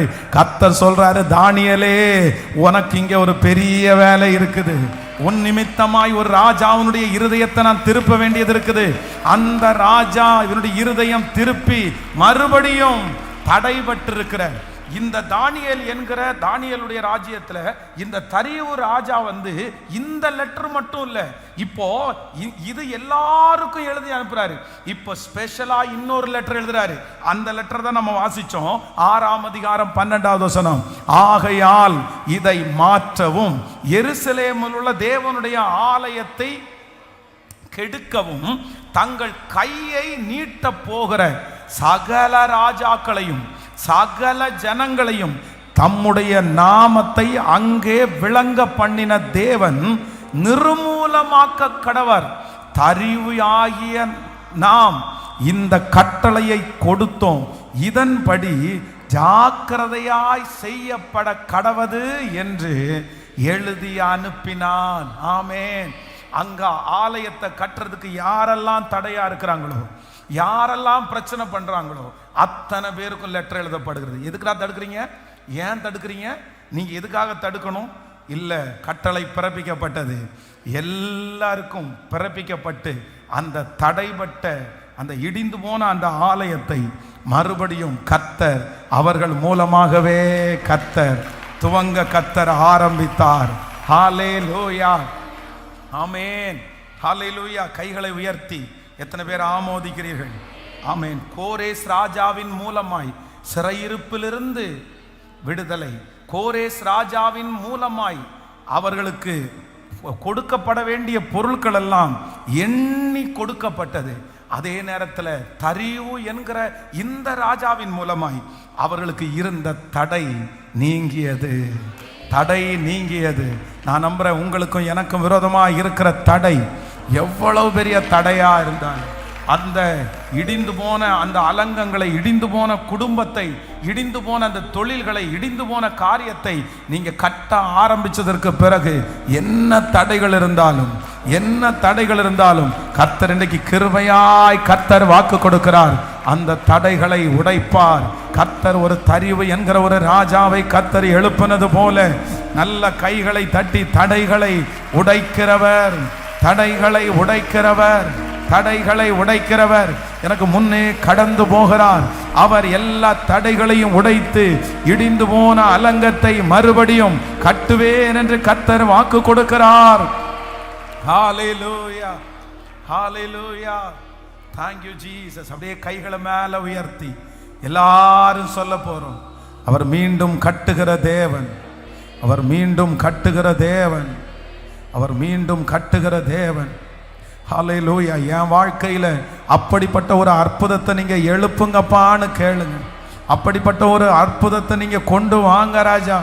தரிவை எழுப்பின கர்த்தர் இப்பொழுது என்னை கர்த்தர் எழுப்புவாராக. எனக்கு ஒரு அற்புதத்தை கர்த்தர் செய்வாராக. ஸ்தோத்திரம், ஸ்தோத்திரம், ஸ்தோத்திரம், ஸ்தோத்திரம். ஹalleluya. இந்த வார்த்தைகள் அப்படியே ஆம் என்றும் ஆமேன் என்றும் அப்படியே நடப்பதாக, நடப்பதாக, நடப்பதாக. கர்த்தர் ஒருவரே வெற்றி சிறந்தார், கர்த்தர் ஒருவரே வெற்றி சிறந்தார். ஹalleluya. ஆனா இந்த தரிவு சொன்ன இல்ல, தன்னுடைய 62வது வயசுல அப்படின்னா நேபுகாத் நேச்சாருடைய மகன் வந்து தேவனுடைய ஆலயத்திலிருந்து எடுத்துட்டு போன சில கப்பு அந்த மாதிரி விதத்தில் வச்சு அவன் வந்து மதுபானம் அருந்திட்டு இருக்கும்போது அவங்க எல்லாம் மறந்துட்டாங்க. அப்படின்னா நேபுகாத் நேச்சர் வந்து அந்நிய தேவத்தை வழிபடுத்துகிறவர். இவங்க இஸ்ரவேலிலிருந்து இப்போ இது எல்லாத்தையும் கொண்டு வந்து வச்சிருக்கிறாங்கல்ல, இவங்களுக்கு நம்முடைய ஆண்டவரை குறித்த மகிமை தெரியாது. அப்போ வந்து இந்த தானியேல் வந்து மட்டும் அங்கே இருக்கிறார். இப்போ நேபுகாத் நேச்சாருடைய மகன் வந்து அந்த நைட்டு பார்ட்டி பண்ணும்போது ஆலயத்திலிருந்து கொண்டு வந்த ஒரு கப்பில் வந்து மது ஊற்றி அப்படியே குடிச்சிட்டு இருக்கும்போது ஒரு விரல் வந்து எங்க நீங்க தானியேல் புஸ்தகத்தில் தான் வாசிக்க முடியும். அந்த விரல் வந்து செவத்துல எழுதுது, மேனே மேனே அந்த வார்த்தையை வந்து எழுதின உடனே அங்க இருக்கிற யாருக்குமே அந்த வார்த்தையை என்ன பண்ண முடியலன்னா புரிஞ்சுக்க முடியல, தெரியல. அப்ப யாரை தேடினாங்கன்னா தானியேலை தான் தேடினாங்க. தானியேலுக்கு வந்து அந்த மனுஷன், அந்த நேபுகாத் நேச்சாருடைய மகன் என்ன சொல்றாரு அப்படின்னா, எழுதி இருக்கிற இந்த வேடை மட்டும் எனக்கு வாசிச்சு காமிச்சிரு, நான் உனக்கு நிறைய தங்கம் வெள்ளி எல்லாம் தரேன்னு சொல்லும்போது தானியேல் சொல்றாரு, உன்னுடைய தங்கம் வெள்ளி எல்லாம் எனக்கு வேண்டாம், இன்னைக்கு நைட்டுக்குள்ள நீ செத்துருவ, இந்த ராஜ்யபாரம் உன்னை விட்டு போயிரும், உன்னுடைய இடத்துல இன்னொரு ராஜா வருவாரு அப்படின்னும் போது அன்னைக்கு நைட்டே அந்த மனுஷன் சாகுறான். தன்னுடைய 62வது வயசுல தரிவு வந்து அந்த இடத்துல ராஜாவா வர்றாரு. அப்படிதான் உள்ள தரிவு வந்து என்ட்ராகிறாரு. அப்போ இதை அப்படியே நீங்க சரி ஒரு டைம் யூடியூப்ல இருக்கோம்னா நீங்க இன்னொரு டைம் கேளுங்க. ஸோ உங்களுக்கு கேட்டா இது புரிஞ்சிடும்னு நினைக்கிறேன். ஆமே, நம்ம எங்க இருந்து வர்றோம், நான் எப்படியாவது உங்களுக்குள்ள அதை கொண்டு வந்துடணும்னு ஆசைப்படுறேன். அதனால உங்களுக்கு புரிஞ்சிச்சா கைகளை அசைத்து ஒரு ஹalleluya எப்படி புரியுது? அதனால நான் வந்து அதை ரொம்ப கிளியரா உங்களுக்கு சொல்லி அப்படியே புரிய வச்சிடணும் அப்படின்னு நினைக்கிறேன். கர்த்தர் உதவி செய்வார். ஃபர்ஸ்ட் நம்பர் 1, எங்க இருந்து நம்ம வந்தோம்? வாக்கு தத்தம் எங்க இருந்து வந்துச்சு நமக்கு? ஆகாயிலிருந்து அந்த வசனத்தை வாசிச்சோம். அந்த வசனத்துல அந்த வசனத்தை எடுங்க. அந்த வசனத்தை எடுக்கும்போது அந்த வசனத்துல 5 கேரக்டரை கொண்டு வராரு. அந்த வசனத்துல உள்ள கீவேர்டு என்ன அப்படின்னு சொன்னா காரியம் கைகூடி வந்தது. வாக்கு தத்தம் என்னன்னா காரியம் கைகூடி வந்தது. இந்த காரியம் எதற்காக கைகூடி வந்துச்சு அப்படின்னு சொன்னா, இடிஞ்சு போன அலங்கத்தை கட்டுறதற்கு காரியம் கைகூடி வந்துருச்சு. அப்போ ஆண்டவர் இன்னைக்கு நமக்கு 2 ப்ராமிஸ் பண்றாரு. 1, நான் காரியங்களை கைகூடி வர பண்ணுவேன். எதற்காக காரியங்களை கைகூடி வர பண்ணுவேன் என்றால், உன்னுடைய வாழ்க்கையில எதெல்லாம் இடிஞ்சு போய் கிடக்கிறதோ அது எல்லாத்தையும் மறுபடியும் கட்டுகிறதற்கு நான் காரியங்களை கைகூடி வர பண்ணுவேன். ஆமென். அப்போ இந்த காரியங்கள் கைகூடி வந்து இந்த ஆலயத்தை திரும்பி கட்டுறதற்கு 5 பேரை ஆண்டவர் பயன்படுத்துறாரு.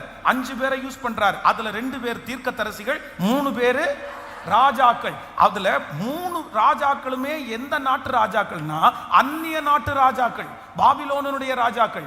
அப்போ இந்த தீர்க்கதரிசிகள் 2 பேரும் ஆண்டவருடைய பிள்ளைகள். அப்போ முதல் தீர்க்கதரிசி யாரு?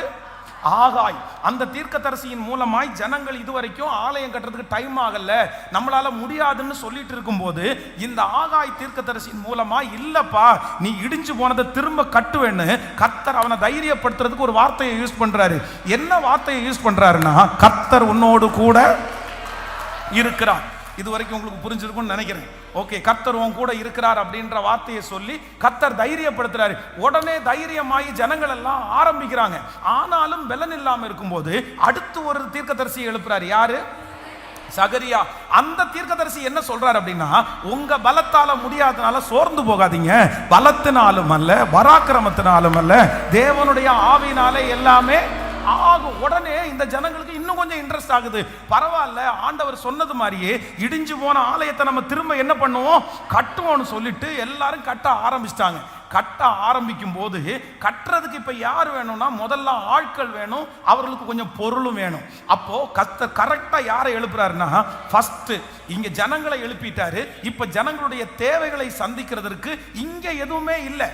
இவர்களுடைய நாட்டில் எந்த பொருளும் இல்லை. அங்க இருக்கிறவங்க ஸ்ட்ரென்த்தான ஆட்களும் கிடையாது. ஏன்னா ஸ்ட்ரென்த்தான ஆட்கள் எல்லாம் எங்க இருக்காங்க? ஸ்ட்ரென்த்தான ஆட்கள் எல்லாம் பாபிலோன்ல இருக்காங்க. இப்போ பாபிலோன்ல இருக்கிற செருபாபேல் இப்படிப்பட்ட ஒரு 4-5 பேர் வந்து பூஸ்ட் பண்ணி அவர்களும் கூட நின்று கட்டினாதான் இந்த வேலை என்ன பண்ணும் முடியும். அதற்காக ஆண்டவர் முதல்ல பாபிலோன்ல உள்ள ராஜாவை எழுப்புறாரு. அவர் யாரு? கோரேஸ். அந்த ராஜாவை எழுப்பி அவருடைய வாயின் மூலமா ஒரு கட்டளை, ஒரு லெட்டர் எழுதி அனுப்புறாரு. அந்த லெட்டர்ல என்ன எழுதி இருக்கு அப்படின்னு சொன்னா, இங்கே சிறைபிடிக்கப்பட்டிருக்கிற அத்தனை பேருக்கும் என்ன பண்றேன், நான் ரிலீஸ் லெட்டர் அனுப்புறேன். எல்லாருமே நீ நாட்டுக்கு கிளம்பி போங்க, போய் உங்களுடைய ஆலயத்தை கட்ட ஆரம்பிச்சுங்கன்னு அவர் ரிலீஸ் பண்றாரு. ரிலீஸ் பண்றவரு வெறும் வந்து இவங்களை மட்டும் அனுப்பாம நேபுகாத் நேச்சார் ஆலயத்திலிருந்து கொண்டு வந்திருக்கிற அத்தனையும் கணக்கு பார்த்து யூதாவிலிருந்து வந்த ஒருத்தரை பார்த்து, நீ எல்லாத்தையும் பத்திரமா கொண்டு போயிருப்பா, நீ ஆலயத்தை கட்டினதுக்கு அப்புறம் அங்கேயே வச்சுக்குங்கப்பான்னு சொல்லி அவர் 2ஐயும் அனுப்பி விடுறாரு. இப்போ இந்த ஆலயத்தை கட்ட ஆரம்பிச்சிட்டாங்க. ஒரு சில ஆட்கள் வந்துட்டாங்க.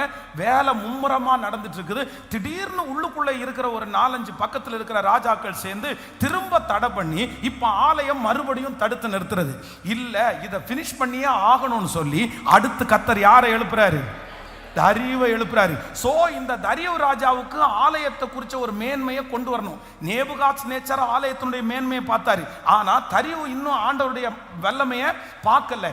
அதுக்காக ரிலீஸ் பண்ணும்போது எல்லாரையுமே ரிலீஸ் பண்ணிட்டு தானியேல் ஒருத்தனை மட்டும் கர்த்தர் என்ன பண்ணிட்டு இருந்தாரு, அங்கேயே வச்சாரு. சோ தானியேல் ரொம்ப கவலைப்பட்டாரு. எதுக்கு என்ன மட்டும் ஆண்டவர் வச்சிருக்காருன்னா, கரெக்டா இவனை சிங்க கபில போடுறாங்க. அந்த சிங்கங்கள் சேதப்படுத்தல. தரியு வந்து உடனே வர்றாரு. இதுதான் இவர் தான்டா கர்த்தர் அப்படின்னு சொல்லிட்டு லெட்டர் எழுதி இவங்களுக்கு மட்டும் இல்ல, ஆப்போசிட்ல இருக்கிற ராஜாக்களும் எழுதி அனுப்புறாரு. போங்க, அந்த ஆலயத்தினுடைய பணி தொடரட்டும்னு சொல்லி இப்ப இது வரைக்கும் வந்துச்சு. இப்போ நம்பர் 3, 3வது ஒரு ராஜா இருக்கிறாரு. வாசிக்கலாம், அந்த வசனத்தை வாசிக்கலாம். எஸ்ராவின் புஸ்தகத்தினுடைய 7ஆம் அதிகாரத்தினுடைய 12வது வசனத்தையும் 16ஆம் அதிகாரத்தினுடைய 20வது வசனத்தையும் வாசிக்கலாம். 7ஆம் அதிகாரம் 12வது வசனம். ராஜாதி ராஜாவாகிய அர்த்தசஷ்டா பரலோகத்தின் தேவனுடைய நியாய பிரமாணத்தை போதிக்கிற உத்தம வேதபாரனாகிய எஸ்ரா என்னும் ஆசாரியனுக்கு பூரண சமாதானம் உண்டாக வாழ்த்தி எழுதுகிறது என்னவென்றால், நம்முடைய ராஜ்யத்தில் இருக்கிற இஸ்ரவேல் ஜனத்திலும் அதன் ஆசாரியரிலும் லேவியரிலும் உன்னோடு கூட எருசலேமுக்கு போக மனப்பூர்வமாய் இருக்கிற யாவரும் போகலாம் என்று நம்மாலே உத்தரவாகிறது. ஆமென். அடுத்து ஒரு வசனத்தை 16ஆம் அதிகாரத்தினுடைய 20வது வசனத்தை வாசிக்கலாம். 16ஆம் அதிகாரம் 20வது வசனம். 16ஆம் அதிகாரம் 20வது வசனம். எஸ்ட்ரா 6ஆம் அதிகாரம் 20வது வசனம் வாசிக்கலாம். 6:20. ஆமென். ஆசாரியரும் லேவியரும் ஒருமனப்பட்டு தங்களை சுத்தம் பண்ணி கொண்டதினால் எல்லாரும் சுத்தமாயிருந்து சிறையிருப்பிலிருந்து வந்தவர்கள் எல்லாருக்காகவும் ஆசாரியனாகிய தங்கள் சகோதரருக்காகவும் தங்களுக்காகவும் பஸ்காவின் ஆட்டுக்குட்டிகளை ஆசரித்தார்கள். இன்னொரு வசனத்தை கூட வாசிக்கலாம். 7ஆம் அதிகாரத்தினுடைய 6வது வசனத்தை 16வது வசனத்தை வாசிக்கலாம். 7ஆம் அதிகாரம் எஸ்ரா 7:16. பாபிலோனின் சீமை எங்கும் உனக்கு கிடைக்கும் எல்லா வெள்ளியையும் பொன்னையும் உன்னுடைய ஜனமும் ஆசாரியரும் எருசலேமில் உள்ள தங்கள் தேவனுடைய ஆலயத்திற்கு என்று மன உற்சாகமாய் கொடுக்கும் காணிக்கைகளையும் நீ கொண்டு போகவும், நீ ராஜாவினாலும் அவருடைய 7 மந்திரி மாறினாலும் அனுப்பப்படுகிறாய். 20வது வசனத்தை கூட வாசிக்கலாம். 7ஆம் அதிகாரம் 20வது வசனம்.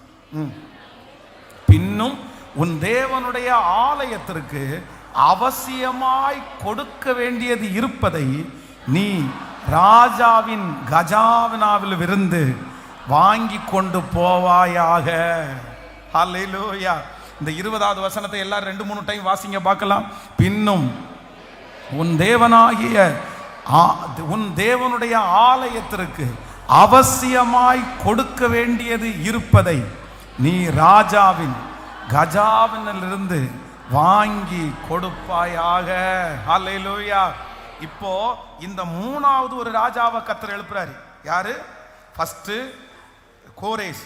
கோரேஸ் அவருடைய வேலையை முடிச்சிட்டாரு.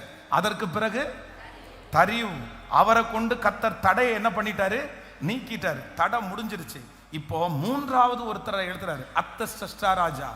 இந்த ராஜா என்ன பண்றாருன்னா, ராஜ பதவிக்கு வந்த உடனே இவங்க இருக்கிற எல்லாரையும் பார்த்து சொல்றாரு, எப்பா அந்த ஆலயத்திற்கு உங்களிடத்திலிருந்து வந்ததெல்லாம் நாங்கள் கொடுத்துட்டோம், ஆனா இப்போ உங்களுடைய தேவை பூர்த்தி ஆகலைன்னு எங்களுக்கு தெரியும். அதனால அதுக்கு என்னென்ன தேவையோ அது எல்லாத்தையும் எங்கிருந்து எடுத்துட்டு போங்க? என்னுடைய கஜானாவிலிருந்து, எனக்குள்ளதிலிருந்து, இங்கே எங்களுடைய ராஜ்யத்திலிருந்து. கிருபையான ஆண்டவர், நான் நம்புறேன் கர்த்தர் உன்னை கட்டணும்னு நினைச்சாருன்னா, கர்த்தர் இடிந்து போன ஆலயத்தை கட்டணும்னு நினைச்சாருன்னா, நான் நம்புறேன் கர்த்தர் அந்நிய நாட்டினுடைய கஜானாவை கர்த்தர் திறக்கிறதற்கு வல்லவரா இருக்கிறார். உங்கள் தேவைகளை சந்திக்க வேண்டும் என்று கர்த்தர் நினைத்தாரானால், உங்கள் அந்த காரியத்தை செய்து முடிக்கணும்னு ஆண்டவர் நினைப்பாரானால், எந்த இடத்திலிருந்து உதவி வராது என்று நினைத்தீர்களோ, எந்த இடம் வெண்கல கதவு போல பூட்டப்பட்டு கிடக்கிறதோ, எந்த மனது எதையும் செய்யாததோ, அந்த இடத்திலிருந்து கர்த்தர் கதவுகள் திறக்கப்பட்டு திரவியங்களை கொண்டு போகிறதற்கு கர்த்தர் உதவி செய்தார். நல்ல கரங்களை தட்டி ஆமென், ஹல்லேலூயா. திருப்தியாக்கி நடத்திடுவா, தேவைகளை சந்திப்பா, மீதம் எடுக்க வைப்பா, பிறருக்கு கொடுக்க வைப்பா. திருப்தியாக்கி தேவைகளை சந்திப்பா, மீதம் எடுக்க வைப்பா, பிறருக்கு கொடுக்க வைப்பா. ஆமென். 5 அப்பங்களை 5000 அவர் பெருக செய்கிறவர். 5000 ஆண்களுக்கு வயிறார உணவை கொடுத்த தேவன், என்னுடைய இடிந்து போன அலங்கங்களை கட்டுவதற்கு, பாழாய் கிடக்கிறதை கட்டுவதற்கு, விழுந்து போன தாவீதின் கூடாரத்தை திரும்ப எடுப்பித்து கட்டி அதனுடைய திறப்புகளை அடைத்து பாழாய் போனதை சீர்படுத்தி முன்னாடி இருந்ததை விட மகிமையா வைப்பேன் என்று ஆணையிட்டு கொடுத்த அந்த தெய்வம் மறுபடியும் நம்முடைய வாழ்க்கையில ஒரு கட்டுதலை கர்த்தர் ஆரம்பிக்க போகிறார். இடிந்து போய் கிடக்கிற எல்லாம் திரும்ப கட்டப்படும். இடிந்து போய் கிடக்கிற ஆவிக்குரிய வாழ்க்கை கட்டப்படும். இடிந்து போய் கிடக்கிற ஜெப வாழ்க்கை கட்டப்படும். 5 அப்பங்களை 5000 பெருகச் செய்தார். 5 அப்பங்களை 5000 பெருகச் செய்தார். 5000 ஆண்களுக்கு வயிறார உணவளித்தான். சொல்லுவோம், 5000 ஆண்களுக்கு வயிறார உணவளி. இப்ப கைய மேல தட்டி பாடி கொண்டாடுவோம். சொல்லுங்க எல்லாரும் சேர்ந்து பாடும். ஹல்லேலூயா. நன்றி சொல்லுவோம். திருப்தியாக்கி நடத்திடுவா, தேவைகளை சந்திப்பா, காரியங்கள் கைகூடி வரும், பிறருக்கு கொடுக்க வைப்பார். காடைகள் வரவழைத்தா, மன்னாவால் உணவளித்தா, வரவழைத்தார், மன்னாவால் உணவளித்தார். கற்பாறையை பிளந்து தண்ணீர்கள் ஓடச் செய்தார். கற்பாறையை பிளந்து தண்ணீர்கள் ஓடச் செய்து. இப்ப கைகளை மேல தட்டி பாடி கொண்டாடுவோம். பாடுங்க இயேசுவே நன்றி நன்றி நன்றி நன்றி நன்றி சொல்லுவோம். திருப்தியாக்கி நடத்திடுவார், தேவைகளை சந்திப்பார், வீதம் எடுக்க வைப்பார், பிறருக்கு கொடுக்க வை.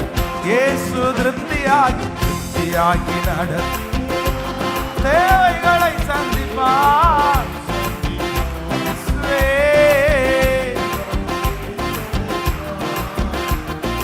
பிறருக்கு கொடுக்க வைப்பார். ஹல்லேலூயா. காரியம் கைகூடி வந்தது.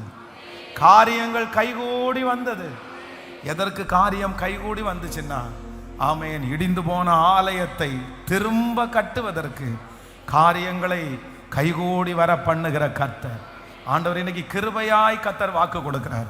உன் காரியங்களை நான் கைகூடி வர பண்ணுவேன், இடிந்து போனதை திரும்பவும் நான் கட்ட ஆரம்பிப்பேன். ஹல்லேலூயா. அப்படியே எழுமி நிற்கலாமா? அப்படியே எழுமி நின்று தேங்க்யூ ஜீசஸ். ஹல்லேலூயா.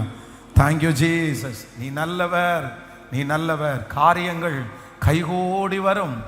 ஆமென். இடிந்து போன அலங்கங்கள் கட்டப்படும். அதற்கு ஆண்டவர் நமக்கு 5 காரியத்தை கர்த்தர் செய்ய போறாரு. நம்பர் 1, முதலாவதாக ஆண்டவர் வாக்கு கொடுக்கிறார், நான் உன்னோடு கூட, ஆமென், நான் உன்னோடு கூட இருக்கிறேன் என்று கர்த்தர் வாக்கு கொடுக்கிறார். இரண்டாவது ஆண்டவர் வாக்கு கொடுக்கிறார், பலத்தினாலும் அல்ல, பராக்கிரமத்தினாலும் அல்ல, என்னுடைய ஆவியினாலே ஆகும் என்று கர்த்தர் வாக்கு கொடுக்கிறார். நம்பர் 3, மூன்றாவதாக ஆண்டவர் வாக்கு கொடுக்கிறார், நான் எதெல்லாம் சிறை பிடிக்கப்பட்டிருக்கிறதோ, எதெல்லாம் கட்டப்பட்டிருக்கிறதோ, அதனுடைய கட்டுகளெல்லாம் அவிழ்க்கப்பட்டு உன்னுடையதை நான் திரும்ப அனுப்புவேன். சிறை இருக்கப்பட்டதெல்லாம், சிறை இருப்பில் இருக்கிறதெல்லாம் மீண்டு வரப்போகிறது. நம்பர் 2, நம்பர் 4, நாலாவதாக வேதம் சொல்கிறது, தடைகளெல்லாம் கர்த்தர் நீக்க போகிறார். ஆமென். ஹல்லேலூயா. எந்த தடை இருந்தாலும் அந்த தடைகளை கர்த்தர் நீக்க போகிறார். நம்பர் 5, ஐந்தாவதாக கர்த்தர் கிருபையாய் நமக்கு வாக்கு கொடுக்கிறார், உங்களுடைய தேவைகளுக்கான திரவியங்கள், உங்களுக்கான ஒரு கஜானாவை ஆண்டவர் திறப்பே. இடிந்து போகிற அந்த அலங்கத்தை கட்டுறதற்கு தேவையானதை கர்த்தர் கஜானாவிலிருந்து கர்த்தர் திறக்க போறாரு. எத்தனை பேருக்கு புரிஞ்சிருச்சு? ஓகே, இந்த செய்தியை இதுவரைக்கும் இத்தனை நாள் கொடுத்த செய்தி இல்லை, இந்த 64வது நாள் கொடுத்த செய்தியை தூக்கத்திலேருந்து தட்டி கேட்டால் கூட சொல்லுவீங்களா? எப்படி சொல்லுவீங்க? கரெக்டாக வரிசையாக சொல்லுவீங்களா? என்ன வசனத்தை ஃபஸ்ட்டு வசனம் என்ன? ஸோ ஆன்லைனில் இருக்கிற பிள்ளைகளுக்கு தான். ஆமென். உங்களுக்கு புரிஞ்சிருக்கும்னு நினைக்கிறேன். நீங்கள் உங்களுடைய முகத்தை எல்லாம் பார்த்தா புரிஞ்சிருக்கும்னு நினைக்கிறேன். புரிஞ்சிருச்சு தானே? ஹல்லேலூயா. எஸ்ராவின் புஸ்தகம் 6ஆம் அதிகாரம் 14வது வசனம் பைபிள்லையே மிக முக்கியமான வசனம். ஒரு பல ஸ்டோரிகளை கொண்டு ஒரே வசனத்தில் ஆவியானவர் எழுதி வச்சிருக்கிறார். ஒரே வசனத்தில் எத்தனை பாருங்க, எத்தனை பேர், 5 பேர் 5 கோணத்துலேருந்து வர்றாங்க. அந்த 5 பேருக்கும் அகைன் பிரான்ச் எல்லாம் நிறைய இருக்குது. ஸோ அவ்வளோ அழகாக கொண்டு கர்த்தர் சொல்றாரு. ஆனால் இந்த வசனத்தினுடைய சாராம்சம் என்னன்னா, காரியம் கைகூடி வந்தது. எதற்காக ஆண்டவர் காரியத்தை கைகூடி வர பண்ணினார்னால், இடிந்து போன அலங்கத்தை, ஆலயத்தை மறுபடியும் கர்த்தர் கட்டும்படியாக. ஆமென். இந்த ஊழியத்தை ஆண்டவர் துவங்க போறாரு. இந்த சத்தத்தை கேட்கிற எல்லாருக்கும் ஆண்டவர் துவங்க போறாரு. எல்லாருக்கும் ஆண்டவர் துவங்க போறாரு. நான் விசுவாசிக்கிறேன், இந்த 3 ராஜாக்களும் செஞ்சதை நான் ரொம்ப நினைக்கிறேன். ஒரு ராஜா சிறையிருப்பிலிருந்து விடுதலை கொடுக்கிறாரு, இன்னொரு ராஜா அந்த தடையை எடுத்து போடுறாரு, இன்னொரு ராஜா தன்னுடைய கஜானாவையே திறக்கிறாரு. ஆமென். நான் நம்புறேன், நம்முடைய பரலோக ராஜா சிறை பிடிக்கப்பட்டதெல்லாம் ரிலீஸ் பண்றாரு. நம்முடைய பரலோக ராஜா தடையை நீக்கிறாரு. உங்க வாழ்க்கைக்கு விரோதமாய் இருக்கிற தடைகள் நீங்க போகிறது. நம்முடைய ராஜா நமக்காக கஜானாவை திறக்க போறாரு. அவர் எல்லாவற்றையும் எதை வேணாலும் எடுத்துட்டு போறதுக்கு நம்முடைய தேவைகளை சந்திக்க பண்ண போகிறார். இந்த பாட்டை இன்னொரு விஷயம் கூட சேர்ந்து எல்லாரும் கரங்களை தட்டி பாடி ஜெபித்து முடிக்க போகிறோம். என்னை திருப்தியாக்கி கர்த்தர் நடத்த போகிறார். என் தேவைகளை கர்த்தர் சந்திக்க போகிறார். மீதம் எடுக்க வைக்க போகிறார். பிறருக்கு ஆண்டவர் கொடுக்க வைக்க போகிறார். ஆமென். 5 அப்பங்களை 5000 பெருக செய்தார். 5000 ஆண்களுக்கு வயிறார உணவளித்த கர்த்தர். ஹalleluya. 5 அப்பங்களை 5000 பெருக செய்தார். பாடும் எல்லாரும் 5000 பெருக செய்தார். 5000 ஆண்களுக்கு வயிறார உணவளித்தார். 5000 ஆண்களுக்கு வயிறார உணவளி. கைகளை மேல தட்டி பாடி கொண்டாடுவோம். ஓடி நன்றி சொல்லுவோம். சொல்லுங்க பாடி கிருப கிருப கிருப. ஹalleluya. பொன்னோடும் பொருளோடும் நடக்கும் நடக்கும். எஸ், கஜானாக்கள் திறக்கும் திறக்கும். விசுவாசத்தோட பாடுங்க. ஆமென். ஹalleluya. பலவீனம் இல்லாமலே பாதுகாத்து நடத்தினாரே. பலவீனம் இல்லாமலே பாதுகாத்து நடத்தினார். கைகளை மேல தட்டி பாடி கொண்டாடுவோம். கோடி நன்றி சொல்லுவோம். பாடி கொண்டாடுவோம். கோடி நன்றி சொல்லுவோம். சொல்லுவோம். காடைகள் வரவழைத்தார். மன்னாவால் உணவளித்தார். ஆடுங்க.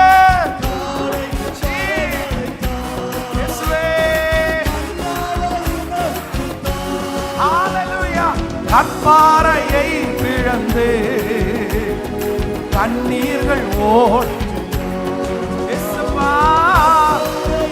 நீ செய்விரப்பா செய்விரப்பா.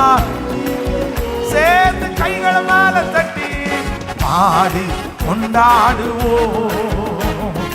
கோடி நன்றி சொல்லுவோம். விசுவாசத்தோட பாடிட்டே இருங்க. இப்போ காரியங்கள் கைகூடி வரட்டும். ஆண்டவரே இயேசுவே, காரியங்கள் நீடிய ஆயுள் தந்து நிறைவோடு நடத்திடுவார். நீடிய ஆயுள் தந்து நிறைவோடு நடத்திடுவார். முதிர் வயதானாலும் பசுமையாய் வாழச் செய்வார். முதிர் வயதையானாலும் பசுமையாய் வாழச் செய்வார். பாடி கொண்டாடுவோம். கோடி நன்றி சொல்லுவோம். பாடி கொண்டாடுவோம். ஹalleluya. திருப்தியாக்கி நடத்திடுவா. இயேசுவே, இடிக்கப்பட்ட அந்த வீடு, இடிக்கப்பட்ட அந்த பிசினஸ், இடிக்கப்பட்ட அந்த ஆவிக்குரிய வாழ்க்கை, அந்த ஜப வாழ்க்கை மறுபடியும் கட்டப்படட்டும்பா. திருப்தியாக்கி நடத்திடுவா. தேவைகளை சந்திப்பா. நீதம் எடுக்க வைப்பா. பிறருக்கு கரங்களை தட்டி தேவாவியான மகிமையின் தேவாவியானவர், இரக்கத்தின் தேவாவியானவர் இயேசுவே, விழுந்து போனதை கட்டுகிறவர், இடிந்து போனதை திரும்ப கட்டுகிறவர், பாழானதை சீர்படுத்துகிற கர்த்தர், இப்போ இந்த 64வது நாட்களிலே ஆண்டவரே, திருச்சபையிலே இருக்கிற மக்கள், ஆன்லைன்ல இந்த வார்த்தையை கேட்கிற மக்கள் ஒவ்வொருத்தருடைய வாழ்க்கையிலையும் இப்போ திரும்ப கட்டுதல் என்கிற ஒரு ஊழியத்தை நீங்க இன்னைக்கு ஆரம்பிச்சிருங்க ஆண்டவரே. மறுபடியும் கட்டுவேன் என்கிற அந்த ஊழியத்தை இன்றைக்கு கர்த்தர் ஆரம்பிப்பீராக ராஜா. Thank you Jesus, thank you Jesus, thank you Jesus.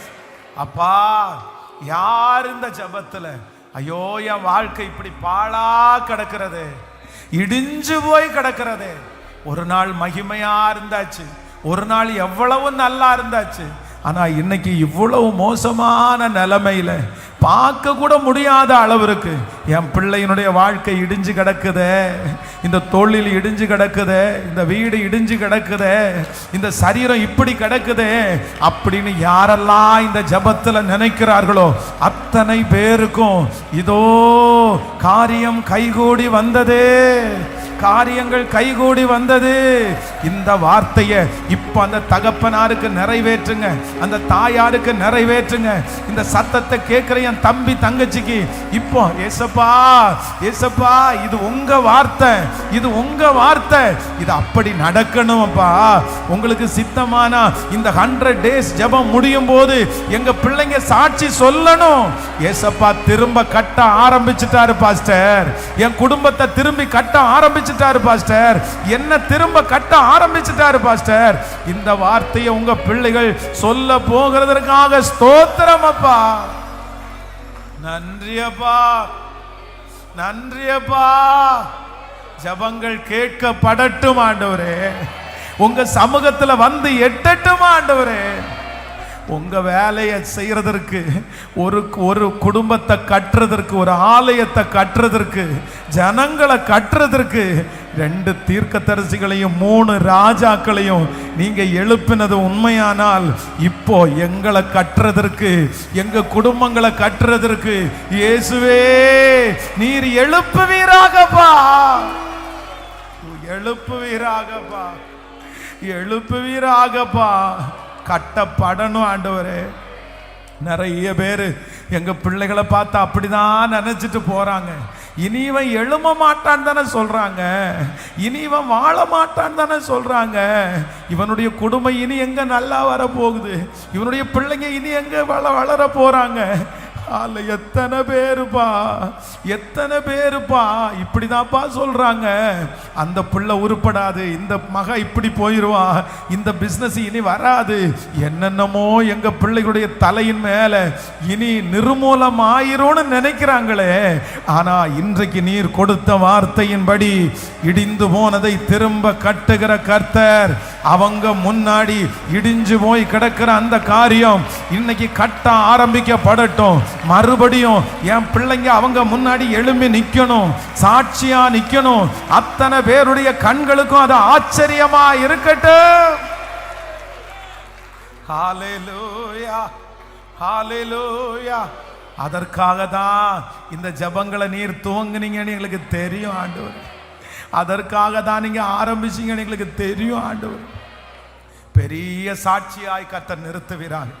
எங்க ஆலயத்திற்காய் உதவி செய்கிற ஆண்டவரே, தேவைகளை சந்திக்க பண்ணுகிற அப்பா தேவன் நீர் அல்லவா ராஜா. இந்த இடத்திற்கான மீதி தொகைகளை கொடுத்து முடிக்கிறதற்கு ஆண்டவர் ஒரு வழிகளை எங்களுக்கு திறக்க போகிறதற்காக ஸ்தோத்திரப்பா, ஸ்தோத்திரப்பா. பெரிய அற்புதத்தை கர்த்தர் செய்வீராக. பிள்ளைகளை மனதார ஆசீர்வதிக்கிறேன். இயேசுவின் மூலம் ஜெபம் எடுக்கிறோம் நல்ல பிதாவே, ஆமென். என் ஆத்துமாவே கர்த்தரை ஸ்தோத்திரி, என் முழுவதுமே அவர் பரிசுத்த நாமத்தை ஸ்தோத்திரி. என் ஆத்துமாவே கர்த்தரை ஸ்தோத்திரி, கர்த்தர் செய்த சகல உபகாரங்களையும் மறவாது. ஆமென். நம்முடைய ஆண்டவராகிய இயேசு கிறிஸ்துவின் கிருபை, பிதாவாகிய தேவனுடைய அன்பு, பரிசுத்த ஆவியானுடைய அந்யோன்ய ஐக்கியம் நம்மனோடும் இன்றும் என்றும் சதா காலம் கூட இருப்பதாக. ஹல்லேலூயா.